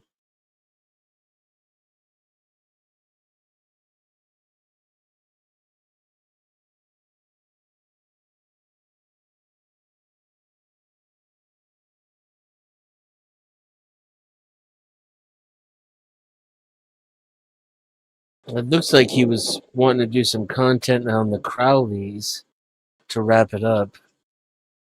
I figured he'd be back by now. Sorry, Dennis. I was There trying we go. I'm so stupid, bro. Well, I'm not stupid. I I pushed the mute button on my mic, and I was looking at the chords and everything. Anyway, thank you. This has probably been the best part of the broadcast. The last 3 minutes. Yeah, because I was like, chat, can you hear me? You couldn't even hear me. Yeah. Thank you, Shadow Buddha, for telling me. Yeah. But yeah. So I was gonna say, you said you wouldn't even let your kids watch Looney Tunes. No, I don't think so. And I don't know if I would let my kid be in a room alone with a TV or a device. Mm-hmm. Because that's also a different kind of experience. Yeah, just having the TV there, huh? Yeah, or just having your dad there in the room, though, right? You're processing the information differently than being alone. Mm-hmm. Especially if I'm like, what did they just say? All right, time to turn that thing off and go outside. Yeah, yeah. Especially if it's this stuff. This monkey ate a forbidden banana and changed forever. If you love Tung Tung Sahur, click the link in my bio. It's an affiliate link. I may earn a small commission. Chimpanzini was just a normal monkey in the jungle until he found a strange glowing banana, the forbidden banana. He was hungry, so he ate it. Suddenly, boom, his bottom turned into a banana. Wow. Now he's half monkey, half banana. And other monkeys want to eat him. Can chimpanzini survive the jungle? Comment that below and get your own chimpanzini bananini toy and join the legend. This Get the fuck out of here. More drugs. Did you know the wild story of Brr Brr Patapim? Did you know the wild story of Brr Brr Patapim? Subscribe now if you love Tung Tung Tung Tung Sahur. No, but he has So, like one day, a dick for a nose. Yeah, it's like it's bent. Like they said, Bill Clinton's junk was like that. The golden hat with a blue frog inside named Slim. He wants to get rid of Slim, so he asked So he licked the frog, and then he had real legs after that. Instead of tree root legs. Yeah, the shins are tree roots, right? But the feet are like hobbit feet. Wizard tiramisu about it. The answer is the wizard named after an Italian dessert? Wizard tiramisu about it. Tiramisu. Wants to get rid of Slim, so he asked Wizard Tiramisu about it. The answer, blow up a balloon. He did, and Slim floated away. Who do you think could stop Brr Brr Patapim? Comment your idea. Jack Telcock could stop him. Did you say Telcock could stop him? Yeah, what's Bombardiro Crocodilo? And why is it taking over the internet? Hit subscribe, or this flying... When you hear that music, it definitely nowadays it cues the conspiracy, truth or shit, huh? Yeah, I feel like Bombardiro Crocodilo isn't really taking over the internet. They're just making that claim in this video. Right. Predictive programming. Crocodilo. And why is it taking over the internet? Hit subscribe, or this flying croc might just show up in your backyard. Well, even the kids in my school in Taiwan are talking about this shit. Fucking crazy, dude. Yeah. Bombardiro Crocodilo is a hilarious meme from the Gaza conflict. What? Oh, no, they did. Wow. You see how they bridged that shit? Holy crap. You imagine like the kids like current event class in 5th grade. He's like, yeah, like Johnny, can you do your report on the current events? He's like, okay, it's gonna be on the Gaza Strip. He says, taking over the internet. Hit subscribe, or this flying croc might just show up in your backyard. Bombardiro crocodilo is a hilarious meme from the Gaza conflict. It is an... There's nothing hilarious about the Gaza conflict, right? What's a little genocide between friends? alligator that bombs kids in Gaza and Palestine and doesn't believe in Allah and loves bombs. Who would win in a battle? Bombardiro crocodilo or tung tung tung sahur? Drop your comments. What's Bombardiro crocodilo? And why is it taking over? I hate to tell you, but Tung Tung Tung Sahur is definitely the Arab Muslim cartoon. The way he looks, huh? Yeah, he's definitely the This Palestinian. woodman wakes people at 3 a.m. with a bat. Tung tung tung tung tung sahur. Subscribe now, or he'll bonk your door tonight. In Indonesian villages during Ramadan, people eat before sunrise, and it's called sahur. No alarms before, so someone hit wood to wake them up. Now the internet made him a woodman with feet and a bat. Would you let him wake you up? No. Would you let him wake you up? Oh God! I'll see, guys. What's the main age group for that watches this? Good question. If you would like to let him wake you up, click the affiliate link and get your own toy-sized. What is it? What is he saying? Tung tung tung sahur. Aru. What is the age group for Italian brain rot? I used to collect Garbage Pail Kids cards. Oh yeah, those are good. Interesting enough, the Gluey Gabe is actually a black kid. Funny. I don't know, dude. I'll just make a guess. Maybe from 5 years old to preteen, I would say. Like 10 years old. Yeah. Yeah, Garbage Pail Kids were great. Yeah. These kids are gonna have a 5-second attention span too. Yeah, what they say in basketball, they said that they have the attention span of a nanosecond or a goldfish. That's it. They lost. They lost, man. And when we're old, they're gonna be voting the most. Oh my God. Because of the population collapse. Mm-hmm. We should rebound with their generation, meaning there'll be more of them than us. Yeah. But do you think though that like that type of shit, and the way we can bridge it with the Castaneda and Crowley, would be like, because both those dudes were obsessed with with breaking the illusion, right? We could say, at least in what I know about them. Who? Castaneda and Crowley. They're about breaking mean, the consensus reality. But once that the narrative, consensus, sure, I guess. yeah. But that's where that's where I call Morpheus. Mm-hmm. Yeah, that's true. They're like, everything you think is not real and it's a lie, it's an illusion.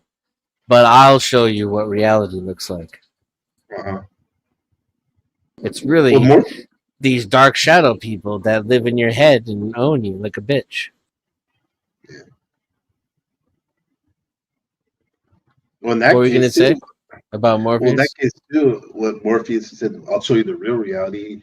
It's just a different version of kind of like what Don Juan would say. He would think that the world we live in, that we think is solid and normal, is actually a dream we all agreed upon. That's possible. But it's real enough though, huh? You know what I mean? And there's an argument to be made that there's nothing else more real. Mm-hmm. Than this, yeah. Yeah. But what do you do when we actually look at it? I'm not sure most of the people are actually. Well, we'll just concentrate on us. I don't want to do the collective blame thing loop, but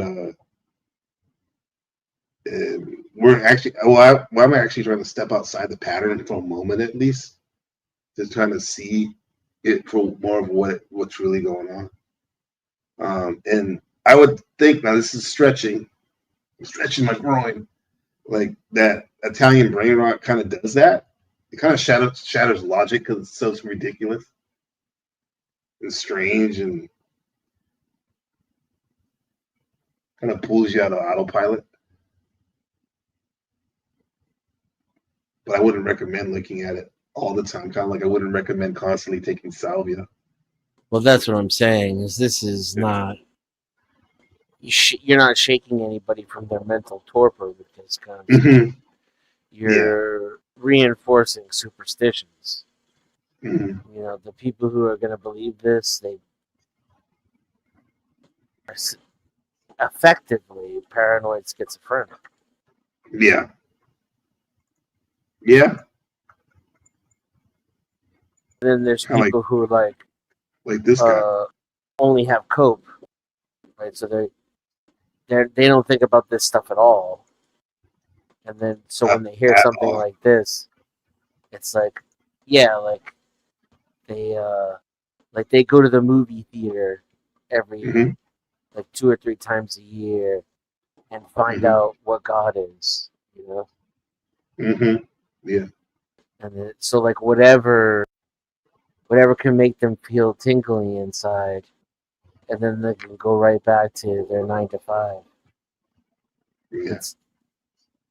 So it's still just enabling. It's not really deepening anybody's connection or opening anybody's eyes to anything.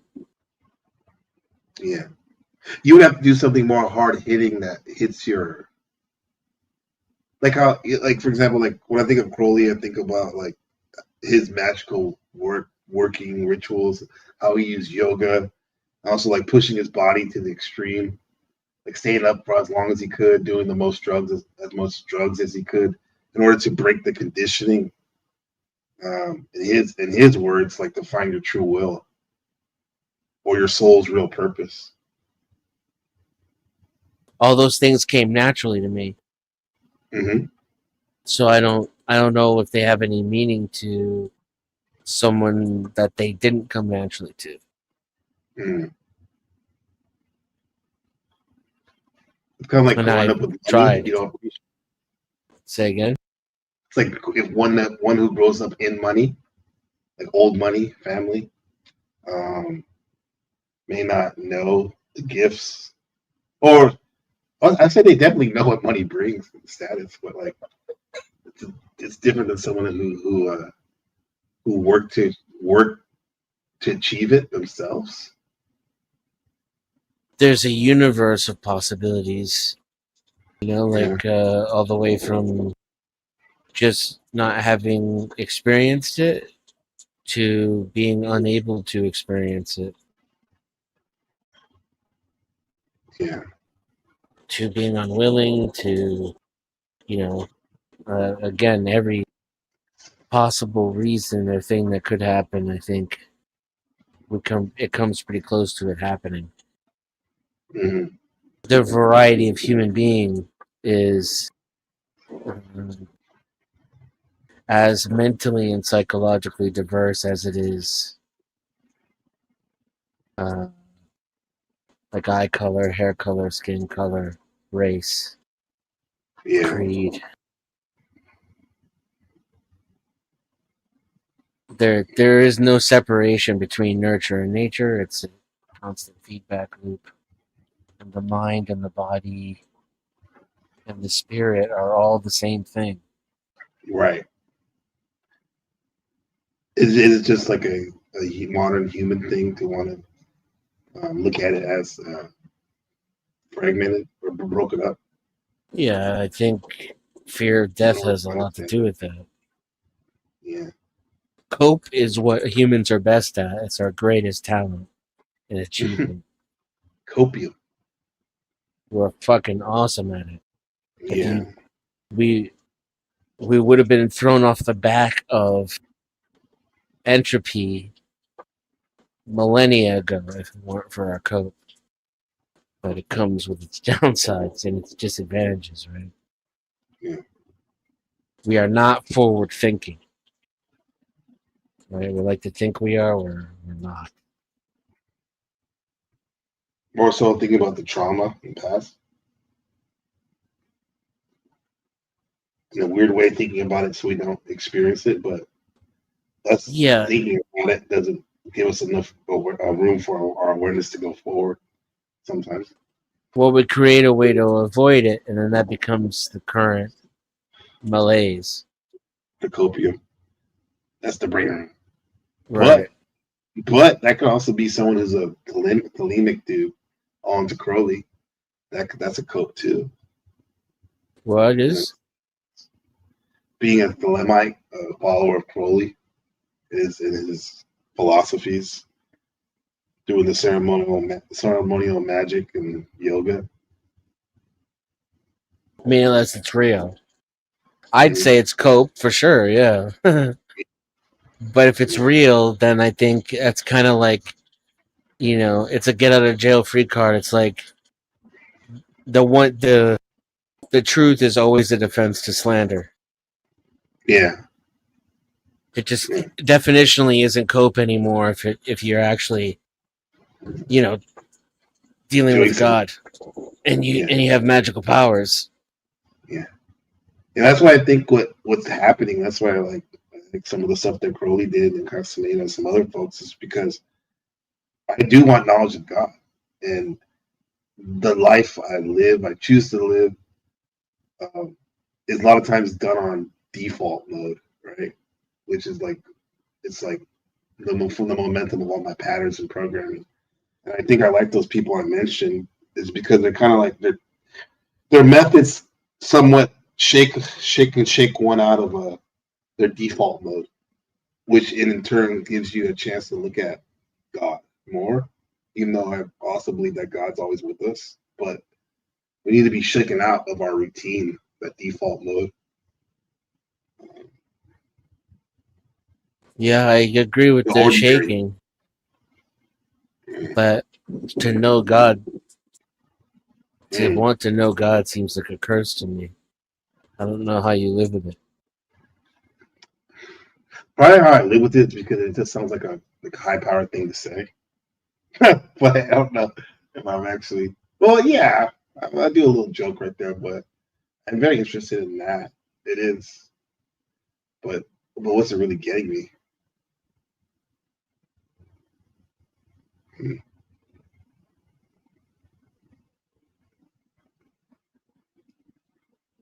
I think a lot of people are just like hungry to escape the algorithm, to want to feel more alive, and be weird. Well, focused on that. They want to feel more alive. Yeah.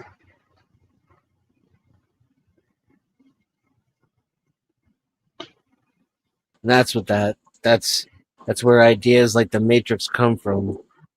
It's where Castaneda gets his shadow people. It's where Crowley gets his sex magic. That's people just want to feel more alive. Yeah. That's a curse of modernity, It's like a luxury, huh? Yeah, I would call it a luxury, and I would say, meet a strange woman in the middle of the forest and fuck her brains out. Sounds awesome. You're alive.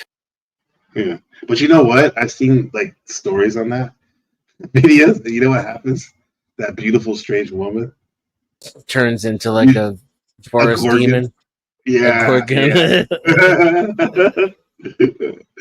the maiden? See now, here I'm gonna go full flat Earth on you now. You see, that's just the system trying to, block you from your magical powers, man. Yeah, you're Joe Cool in me, bro. What? The flat Earth. Where is Joe Cool? Why is Joe Cool not up here for this conversation? That's bullshit. You would have loved it. It's probably panel hopping somewhere. Yeah. Maybe because last time when he said he was going to come back, he wanted to talk about OnlyFans. Yeah, with Sarah. What's up, Sherelle? I came alive in the nighttime. Yeah. You're not one of those women in the forest. Yeah. Is that a Playboy Bunny outfit? I like that picture. You ever heard You haven't been up here in a while. Self Control by Laura Branigan? Oh yeah, you take my self-control. Yeah. The night is my world. Yeah. In the That's day, right. nothing matters. Take self-control. That she was very expressive. I usually have a hard time relating to the female mindset for obvious reasons. But she was quite expressive in that song. I think it's a good insight into the female psyche. Yeah. Fucking banger that I got reacquainted with for Grand Theft Auto Vice City, I believe. Is it in that? Yeah, nonstop pop FM. My grandma bought me the soundtrack when it came out. She knew I loved it so much. Are you gonna get your stream taken down? Yeah, you're right. I probably won't get it taken down, but I won't get monetized for that. I mean, it's a terrible thing, I don't know why YouTube doesn't let us, especially use YouTube to reflect on some of our species' greatest achievements, but you play fucking 30 seconds of that shit and you're gonna get your stream taken down for sure. That one for sure. Yeah. Oh yeah. By all means, though, don't let me talk you out of it, but yeah. No, you're right. Yeah. What's been happening is when I play those songs at the end of their stream or in the beginning or both, it's usually a green check mark, which means like it's okay, but you can't get fully monetized with that stuff. So sometimes I just clip it off. It keeps the stream. The only thing it does is it takes out the chat when you do that. When it re-edits. But yeah. Like all of it? All the chat, yeah, because it's literally messing with the time thing, I guess. Yeah. The chat, yeah. And they haven't figured out a way. Or maybe they can. I wouldn't doubt it if they in the future they're like, okay, you can edit the video and keep your chat, but you have to pay a little extra to do that. Yeah. Because the chat is it's another dynamic that's very important. It's like, is the song worth the chat? I don't know. No, but some of these songs I just feel really moved to play. Yeah. Like Al Green, I was feeling that song yesterday. No man, Sam says, don't feel bad. That's my words, Jenison. No man will truly understand the female psyche. Laugh emoji. No. Or the male psyche, right? I don't know. Of their own, huh? Yeah. I'm still working on my own. Oh yeah. Oh yeah. Hell yeah. That's the one, son. You take my self-control. Another day goes by. I'll see, guys. I got my Xbox around GTA San Andreas era. Haven't played it for years. Will new Xbox games work on the old machines? Will new Xbox? Will no, but old games will work on the new machines, I assume. I know that's the way PlayStation 5 does. Yep. Yep. There's a definite mind control theme to the video in that song too, and kind of like a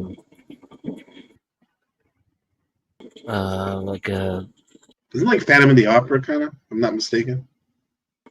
Motif. Stylistically, yeah. I think there's mask wearing, suggestive of hidden desires and or transformation. There's lightning and stuff. That's the quintessential American experience, I would think, for men and for especially women of this generation. The concepts of like control, freedom, transcendence, sexuality. You're sounding like it's great, like Patrick Bateman on American Psycho in the novel, when he goes talking about like About the Huey meetings Lewis in the of Whitney news, Houston or Phil Collins. Yeah, Phil Collins. Dude, He's fucking off, bro. He's like cooking, right? anybody who knows Whitney is the greatest. The greatest love of all is a summation of the will of the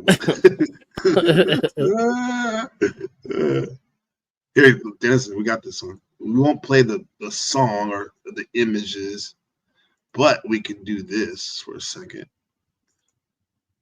We got the lyrics. Make it bigger. A little bigger. I'll read it. Self-control. The night is my world. City lights, painted girl. Oh, that's why Sherelle was saying that. Okay. The night is my world. City lights, painted girl. In the day, nothing matters. It's the nighttime that flatters. Is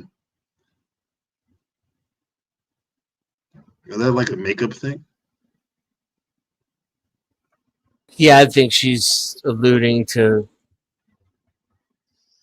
heightened sexuality, like rosy lips, rosy cheeks. Yeah. I'm shadow. Well, if you look at Aleister Crowley's illustrated Goetia, which has the 72 demons of Solomon in there, it has different quote unquote guardian angel spirits that each person's birthday represents. And there's one for the night and one for the day. So according to Crowley in this book, you kind of have two different guiding spirits. One that's more conducive to the nighttime in your personality, and one as because some of us do seem different. I know I've something about the night that sets it off. So she said, "In the night, no control." This is what your girl Laura is trying to say, Mm-hmm.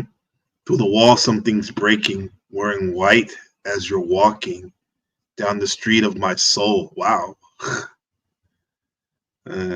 You take my self-control. You got me living only for the night. Before the morning comes, the story is told. You take my self-control. Another night, another day goes by. I never stop myself to wonder why. You help me to forget to play my role. You take my self-control. I live among the creatures of the night. I haven't got the will to try and fight. Against a new tomorrow, so I guess I'll just believe in that tomorrow never comes. And there you go. And then you hit it, all-seeing guy. Oh,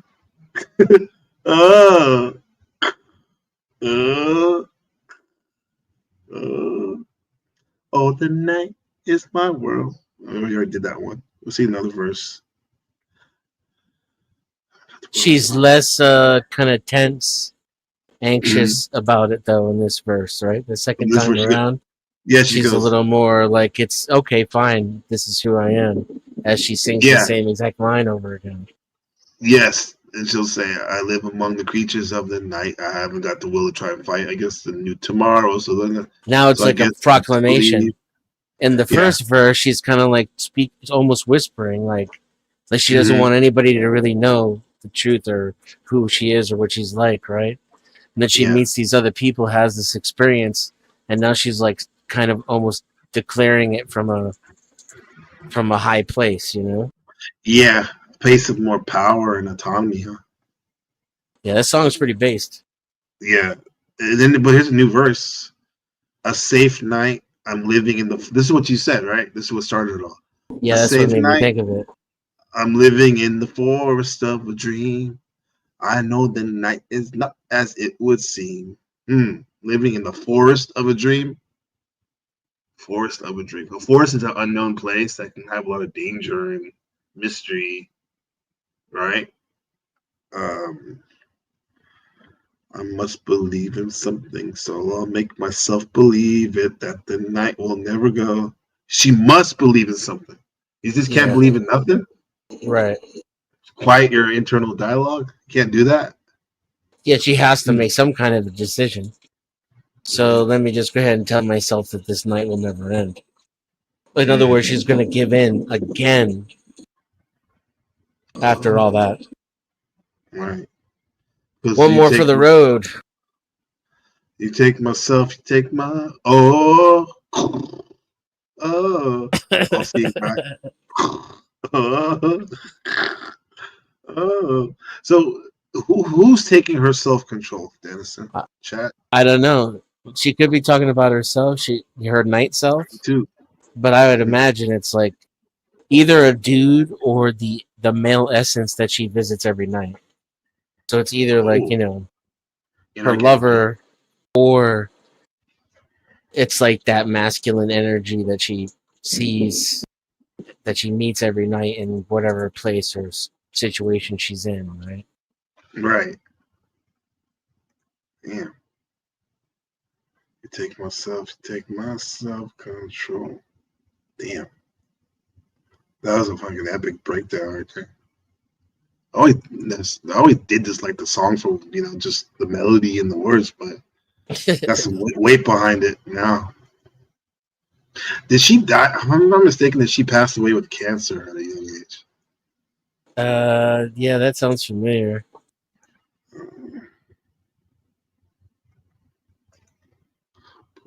Poor Laura. Take my song. There's been some whack covers of it, probably. Maybe good. I'm just biased. So they misreported the age of her death. So there was that. She was actually 5 years older, and she had a previously undiagnosed cerebral aneurysm. Wow. Undiagnosed, so it happened? Yeah. They didn't know it? Yeah. Oh, she died at 52. That has my mom's birthday, July 3rd. Cancers do love to dwell in the love chamber. Oh, man. Great song, man. I'm going to ask ChatGPT.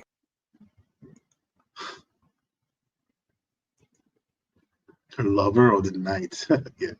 Or whatever. This isn't ChatGPT, but this browser. We just call it that. It's like, I'm going to go play the PlayStation. Oh, the boomer dad says. Let me get some Kleenex. Xbox. Oh, yeah, Kleenex. I tell my students that, they're like, huh? Oh, tissue paper. Okay. Oh, Dennison, is Lauren Brannigan the one that sang "Take My Breath Away"? Or is that Kelly McGinnis? Kelly something? That's a good song right there.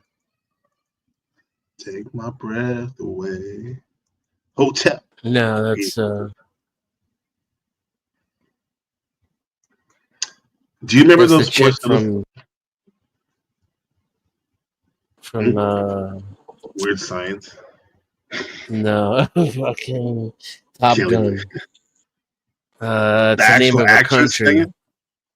No, it's Berlin. Berlin, City. Berlin, yeah. Berlin, yeah. Good knowledge.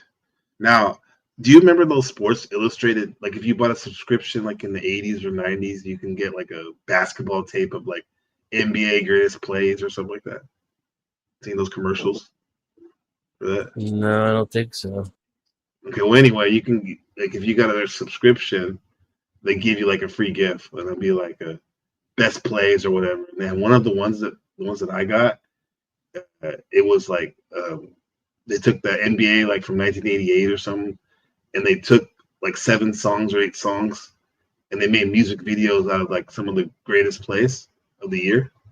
And I remember the one for Michael Jordan was that song. It was pretty graceful how they did it too. especially like the last line when she's like, "Take my breath away," and she just like airs it out, like extends that lyric. And it's like when Michael Jordan's famous jumping from the free throw line, it's like he's just floating, getting higher and higher in slow motion. Yeah, that's a memory, definitely a good memory. Jordan. Okay, so the AI. This is funny because it says exactly what I said. The song "Self Control" by Laura explores themes of losing control, particularly in the context of nightlife and the contrast between daytime and nighttime personas. The lyrics suggest that the singer lets go of her inhibitions and embraces a different version of herself during the night, which is seen as an escape from her daytime life. This interpretation aligns with Brannigan's own comments. Oh shit, I didn't even know. This song is about losing your self-control to the night or to someone. Another, huh? Happening constantly every weekend, especially. Yeah, because of the slaved mind, right? Like this is people aren't alive; they're zombies, and that's why on the weekend they while out and think they're living, you know. Yeah. We can do the bro logic etymology, like the week end, the end of the weakness, right? The week, the day of the week. Because that's what we did on the weekend, bro. I remember early 20s, man. It was just about like getting like wasted on alcohol and getting super high, going to house parties or even clubs. And for what? Just to get a bad hangover and not even get any numbers. That back then is when we tried to get numbers. We didn't have the smartphones. Yeah. Oh man. What was the prompt you use? Because it's all about prompts, right? What was Laura Branigan talking about when she said, no, sorry, who was Laura Branigan talking about when she said, "You take my self control"? That was a You good. take my self control. That was a good detailed like analysis or decode it gave. It kind of like can be part of a Rolling Stone article, like when they're breaking down the album. Yeah, the song is about losing self control to the night or to someone, as the lyrics suggest a sense of being taken over by external forces or influences. The repeated line, you take my self-control, implies an unspecified entity or person is taking away her control, possibly referring to the allure of the night or a mysterious figure in the video who is masked and takes her into the night. Yeah. That's the lover, right? The video for self-control includes scenes that are interpreted as depicting a relationship with a masked man, adding to the ambiguity of who or what is taking her self-control. All right. Can you take a Jungian perspective of the masked man? I'm curious because I'm thinking about what do they call it? This one or in general? In general, for that one, because I was definitely talking about the animus, and right, like Laura seemed to be kind of throwing it in your face, you know. Yes. Yeah. So let's see. Because I think it literally pulls her. The guy pulls her out in the window, kind of like Peter Pan shit, right? Like when Lucy and when he literally they jumped out the window, right? Started flying and shit. He can fly, he can fly, he can fly. That was like Peter Pan's like the K-pop version of that Laura Branigan. For Wendy, that's her name, Wendy. Yeah. The Laura Branigan wanted a man. A man. I'm a man, Buddha. Shout out to what is that movie called? South Central. Yeah. This is Denison. All-Seeing Guy says the Italian disco era included a good brain rot song that was popular, Tarzan Boy. by Baltimore. Dude, Italian disco is epic. That's where we get I Feel Love, Donna Summers. Beautiful song. Beautiful song. Italian disco era. That's also Rasputin, that disco song. What that dude was lip syncing basically under the Milli Vanilli Act. Let me listen to this album. The masked man in the music video for Self Control by Laura Branigan can be interpreted as a Jungian archetype, specifically the shadow. The shadow represents the unconscious aspects of the self, often embodying repressed or hidden desires and fears. In the video, the masked man appears and disappears, symbolizing the elusive and often hidden nature of the shadow. He takes Laura into the night, suggesting a journey into the unconscious or the exploration of hidden desires and emotions. That's hot. Yeah. This interpretation aligns with the song's theme of losing self-control to the night or someone. Yeah. That's dope, man.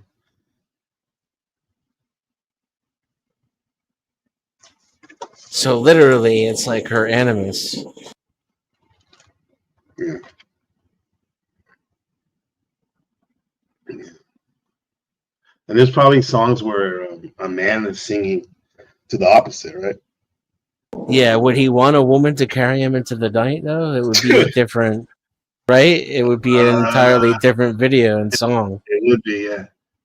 When I used to get crazy, stupid high, and listen to a lot of R&B music, I used to take it like when a woman would be whining about, being shafted and heartbroken.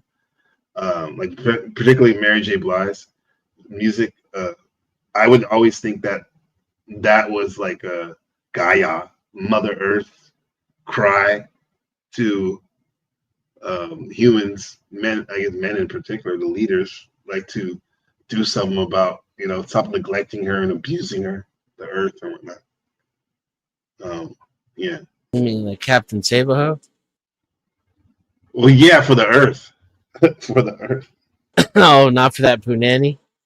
No. Oh no. I'm just tired of it.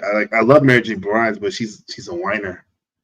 We had those R&B singers like Keith Sweat. It's like that too, but yeah.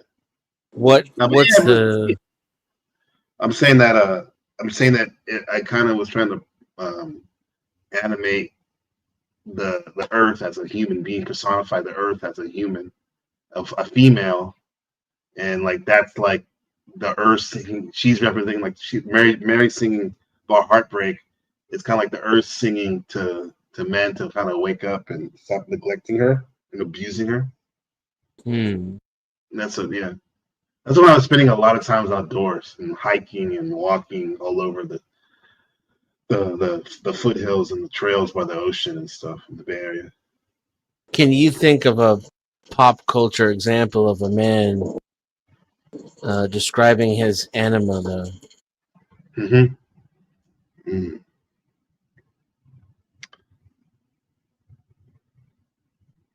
I mean, I can think of any R&B song, right?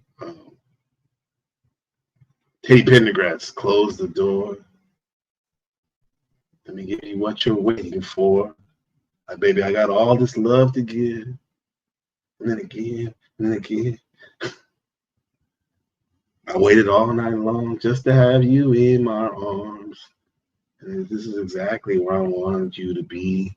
Me loving you and you loving me. Close the door. Want some alone time with his animal. Is that Teddy Pendergrass trying to express his female shadow, though? I don't think so. Or just get his freak on, huh? Yeah, that's pretty. It's pretty direct masculine energy. Yeah. In between the sheets. That's definitely yeah. Oh, how about this? Footsteps in the dark. I keep hearing footsteps, baby, in the dark, in the dark. What he's talking about? He's basically in that song, the Ozzy Brothers is talking about.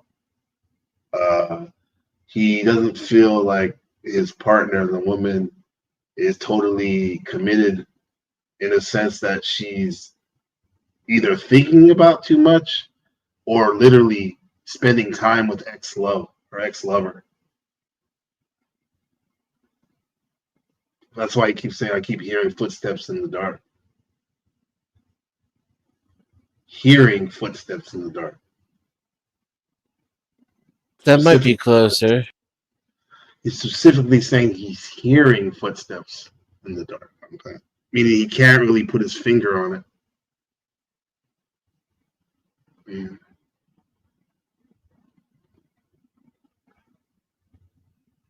And then, I mean, this is like a side note, but I definitely believe that certain women have come into my life for they're working through their stuff as becoming like in a self, hopefully a self-realized human being, but they come into my life too, especially certain ones that have been very damaged, we could say. In a sense, like that was me opportunity to work on my anima through them. Mm.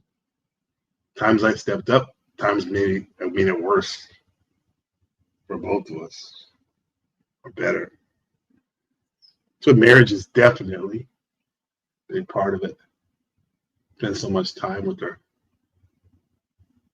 Would it be Bill Withers' "Use Me Up"? Is that a good example? That's a good one. Yeah, that's a good one. You're gonna use me up. Okay,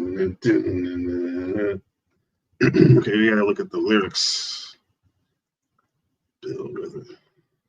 Shout out to the two people watching and other people ninja watching. Use me up. Or just use me? Not just the two of us. He thinks that one too. Just the two of us. We can make it just the two of us. That might be a good one. More positive one. Well, let's look at this one. I already got it up. Building castles in the sky. I was just saying, it sucks we can't play songs because of copyright. Yeah, I would have played the Tarzan one, definitely. Marvin Gaye, Sexual Healing. I'll put these on the docket, though, I'll see guy. And I'll probably end up playing them as outro or intros. It's different than playing the song than actually playing the video. It's a lot, you get hit more. So you can see this kind of. Okay, so my friends, use me. My friends feel it's their appointed duty. They keep telling to tell me all you want to do is use me. But my answer is yeah to all that. Use my stuff. That's what he's saying. I didn't know that. He's saying use my stuff. That's what he's saying. My answer to all that "use me" stuff, right? So in other words, the shit they be talking. Oh, I see. And all you want to do is use me. But my answer, yeah, to all that use me stuff. I see. Then he goes, I. Yes, I want to spread the news that if it feels this good getting used, oh, you just keep on using me until you use me up. Until you use me up. Anima? Can the anima use you up?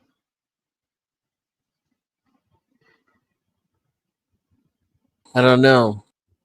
I'm feeling very disconnected from my female side right now. I can't even think of an example. Yeah.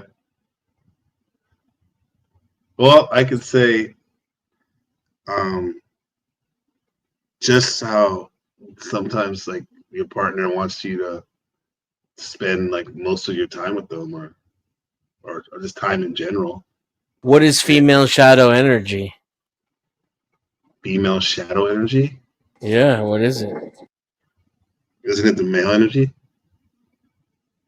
No, I mean for a male, what's the female shadow energy?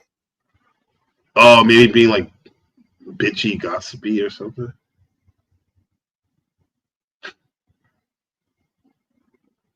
So then you were kind of right with with the Isley brothers, though. Oh, Why yeah. is it a positive thing for the woman, though? Like she gets carried off into the night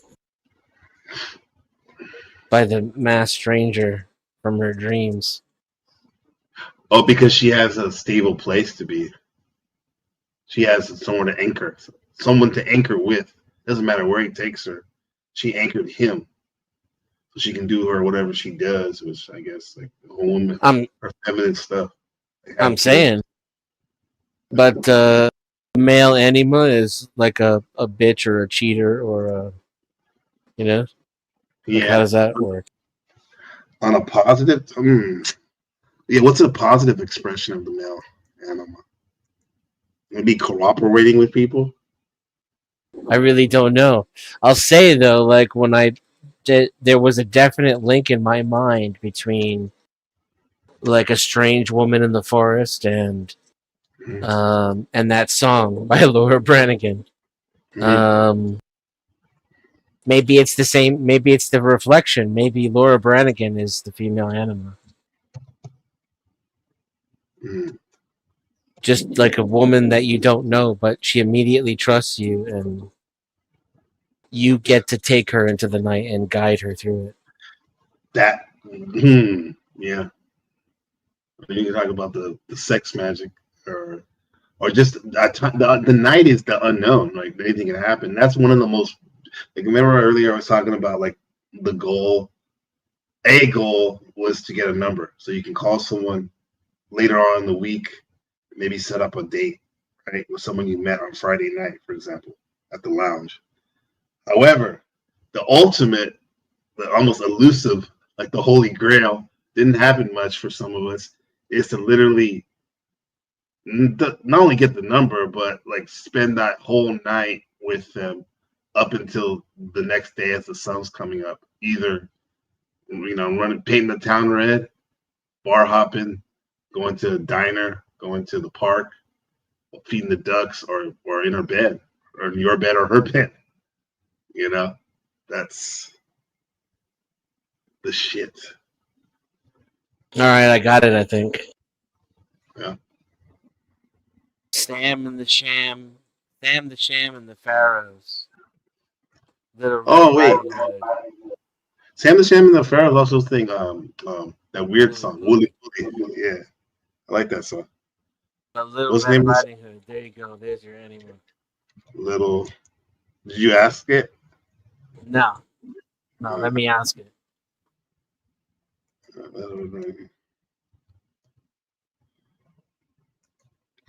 Wooly Wooly. I love that song. Wooly Wooly. Oh, this is your total archetype of that motif you've just been talking about. Except it has Peter Pogo vibes. Snafu snaps. Little Red Riding Hood. In our version, Little Red Riding Hood is at least 19 years old. Okay, Dennison? Well, of course. Of course. You ready? Who's that I see walking in these woods? I'm not even sharing. Hold on.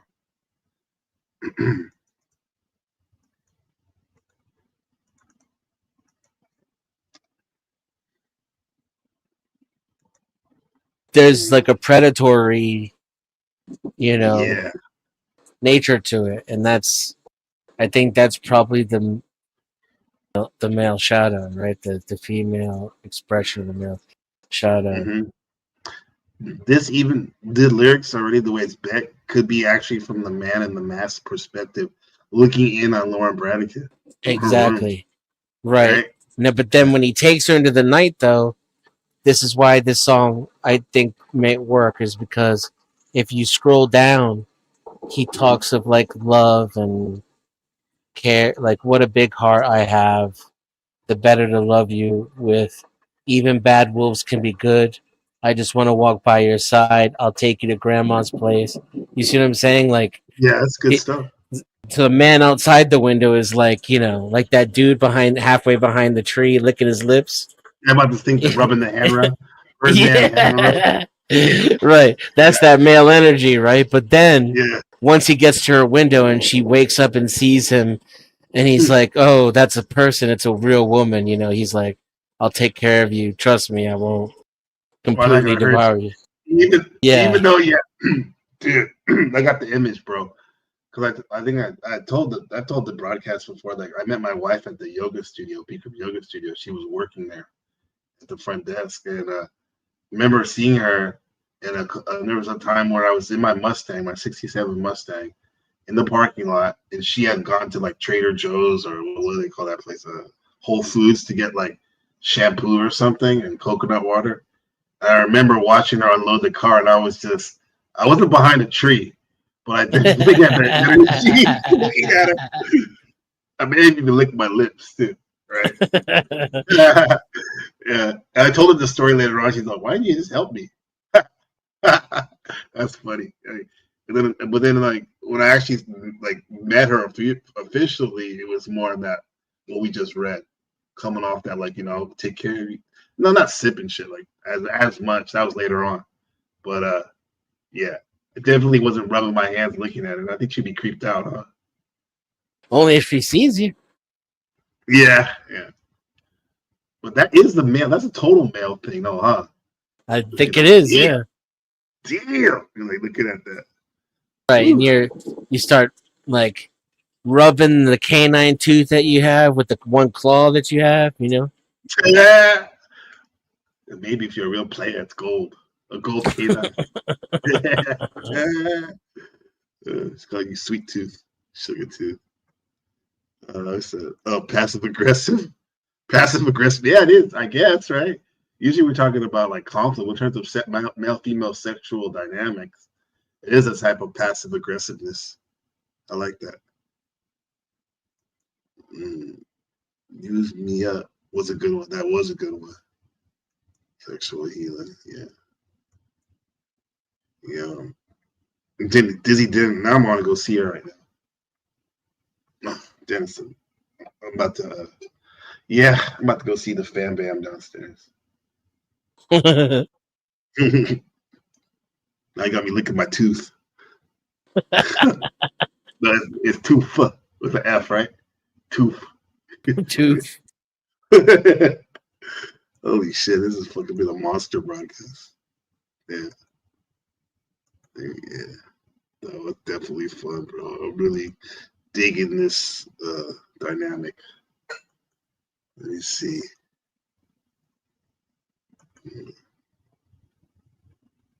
You should play this on the outro, man. Which one? Oh, the Little Red Riding Hood? Yeah. Okay, I got you. I was gonna play Tupac. Heaven Ain't Hard to Find, but yeah, that's fitting.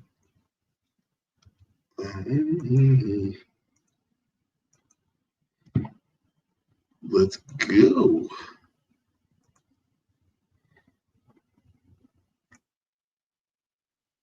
Later on, he's wearing the turban. Once I realized all this music, this quote unquote white rock music, was blues, it totally shifted my paradigm. I'm like, I love this shit. This is fucking gold, dude. Let's see. Let me burn it real quick.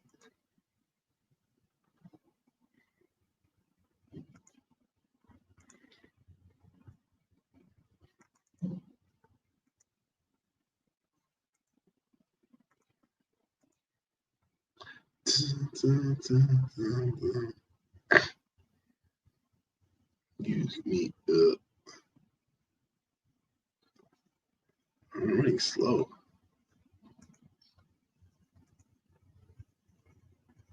Okay. There it goes. All right, we got it.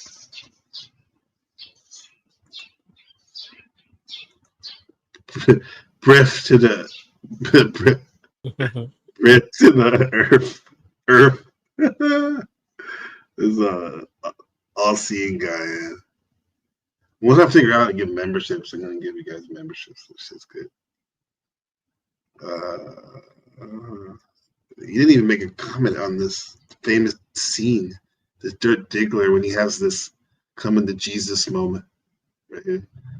You remember this scene? Look at The Boogie Nights. Oh, you know what? I haven't seen it. Oh. It's basically kind of like a comical version of not comical, but of the Wonderland murders, porn dope murders in the 80s. It's a good movie. Yeah. But yeah. So yeah, this has been epic. Chimpanzini. Yeah. What was the best one? Toledo. I'm a meeting. There's that. You believe they thought there's a chance that these kids when they're in their 20s are gonna be still saying stuff like this? Yeah. Oh my god. This shit's gonna get more prolific. Oh god. You think this shit's gonna go away? They're betting the economy on this crap. It's so stupid though. They want this over like middle class working.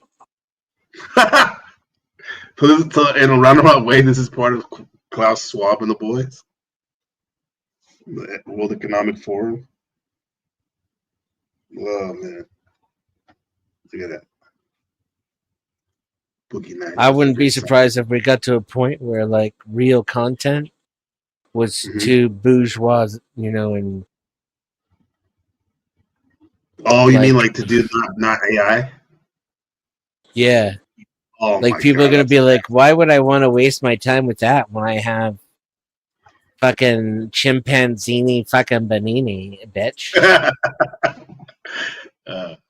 It's like a cheap version of like surrealist, like what's his name? Dali or something, or Dada, the movement, or something with the collages.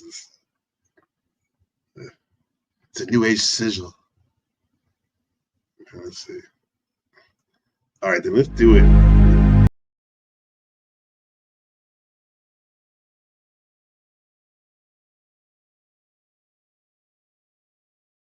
What happened?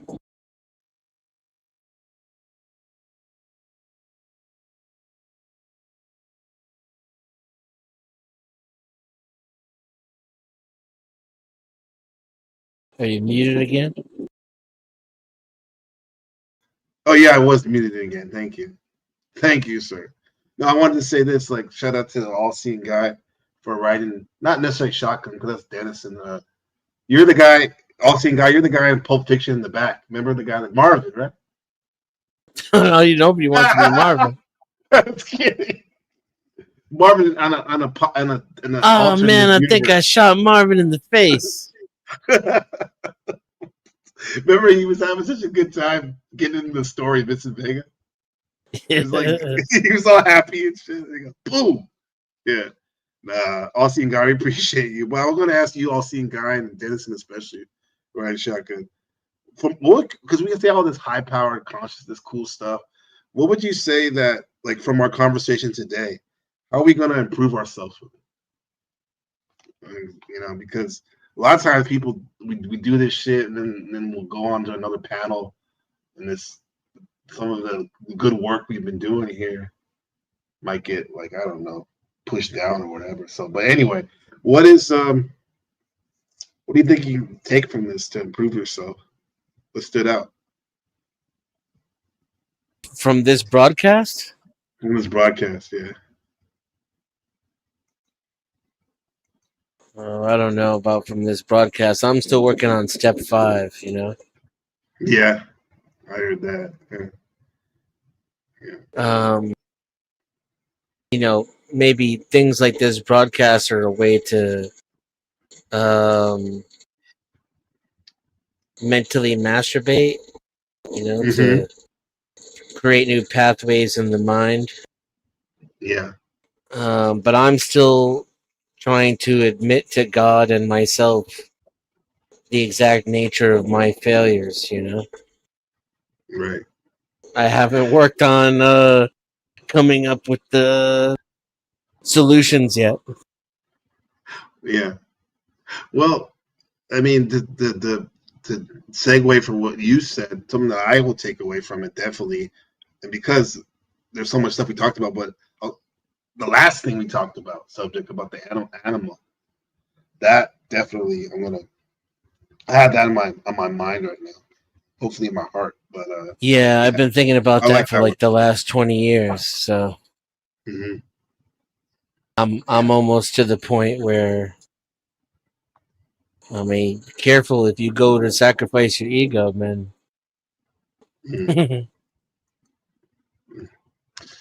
Careful in that forest. I mean, yeah, for real though, but damn. Like, I imagine waking up the next morning with sunlight on my face, and then the vague smell of my forest rendezvous. Mm-hmm. But I'm alone. That's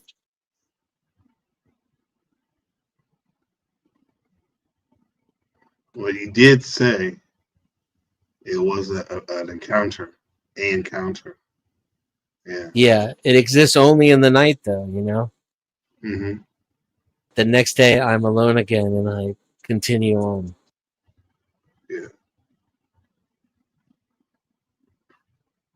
Beautifully said, man. Keep running the outro. ABC the game live. Gabriel and Dennison, an all-seeing guy. See you.